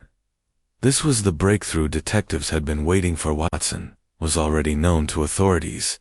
He was on parole for a prior burglary, and his number was in the police database that allowed investigators to quickly obtain his cell phone records. The location data placed his phone in the area at the time Amanda Blackburn was attacked. Another name soon emerged. To 4-year-old Deanna Gordon, his cell phone, too, pinged in the vicinity that morning. Both men were also tracked to the ATM, where Amanda's debit card had been used. But then came a third name, one that would prove most critical: Larry Taylor. Just 18 years old, police identified Taylor through surrounding surveillance footage and began tracing his digital footprint. Soon, they located his phone number and tracked him to his residence. Around the same time, someone anonymously turned in a firearm to the Broad Ripple Fire Department. That person claimed they found the gun outside the Blackburn home. Forensic testing confirmed what police feared. The gun had been used in Amanda Blackburn's murder. After nearly 2 weeks of relentless investigation, police arrested all 3 suspects. Larry Taylor and Jalen Watson were charged with multiple crimes, including felony murder. Gordon, already in custody for a parole violation, was charged in connection with the burglaries, though he had not entered the Blackburn home during the fatal encounter. During his interrogation, Larry Taylor made a chilling confession. He admitted that he had shot Amanda Blackburn twice. Taylor claimed he acted out of panic, fearing Amanda would be able to identify him if she survived. He said Amanda lunged at him after regaining consciousness from the initial blow to her head. In response, he tackled her, then leaned down and shot her in the back of the head. Watching as she bled out on the living room floor, court records painted a grim timeline. Though 3 suspects had been prowling the area that morning, targeting homes that looked vulnerable. Amanda's house left unlocked after her husband Davey left for the gym was their third target. Earlier that day, they had already burglarized 2 other homes. At the first, they stole a laptop, wallet, and car while the residents slept inside. At the second, they entered through a patio window and stole 4 TVs, a laptop, jewelry, bedding, a bag of oranges, and the same pink sweater that would later link Watson to Amanda's murder. Once inside the Blackburn home, the intruders were confronted by Amanda. Taylor struck her with his gun while Watson and Gordon decided to leave. They had already stolen Amanda's bank cards and set out to withdraw money. One ATM rejected the transaction, another gave them $1,400. That's when they were caught on surveillance back at the house. Amanda was still alive, bruised, battered, but not willing to give up. She fought back, she lunged, and for that, Taylor pulled the trigger. After the shooting, he placed the stolen debit cards into the getaway car that Watson and Gordon had taken to the ATM. In court, Watson and Gordon agreed to cooperate with prosecutors in exchange for reduced sentences. Watson's DNA on the pink sweater captured on video while he tried using Amanda's debit card was the final, indisputable link tying him to the crime. Larry Taylor chose not to remain silent. He admitted he was near the scene, but claimed he was confused about the specifics of his involvement.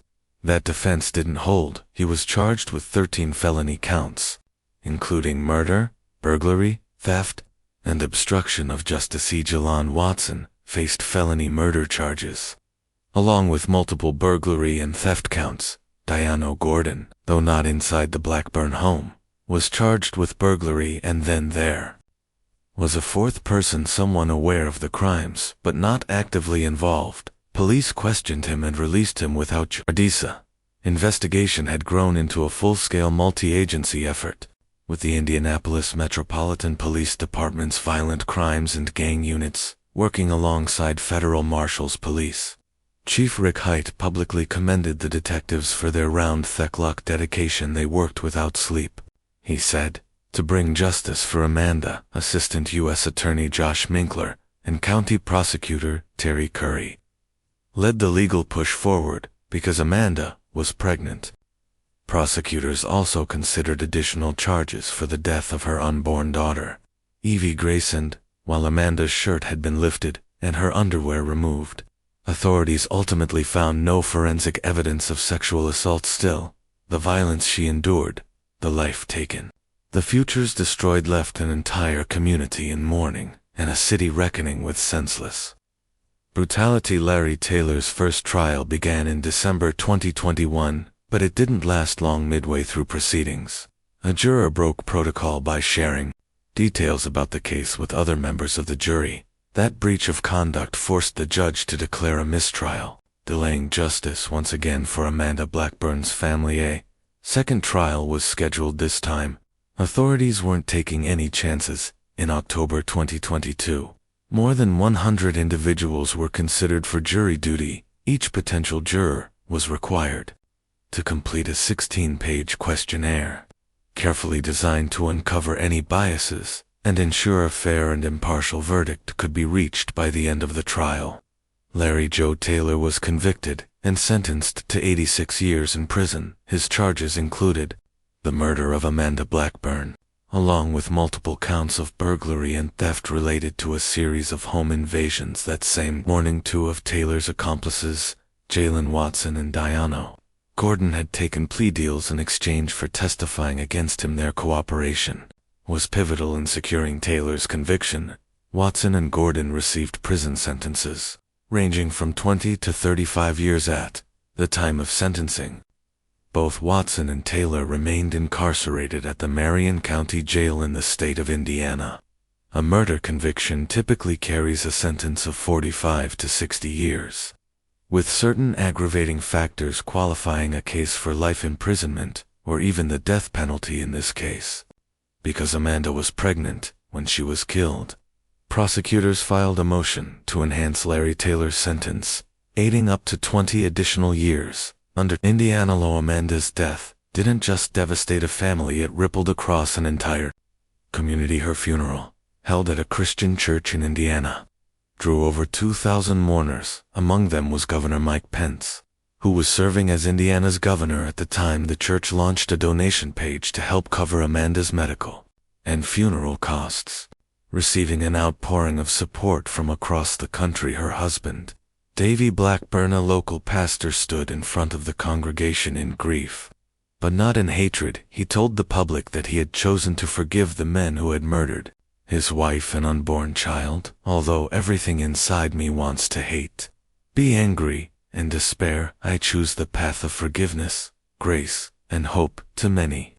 Amanda Blackburn's death was a senseless act of violence, but to her husband, it became a reason to lead with faith. Even in the face of unimaginable pain,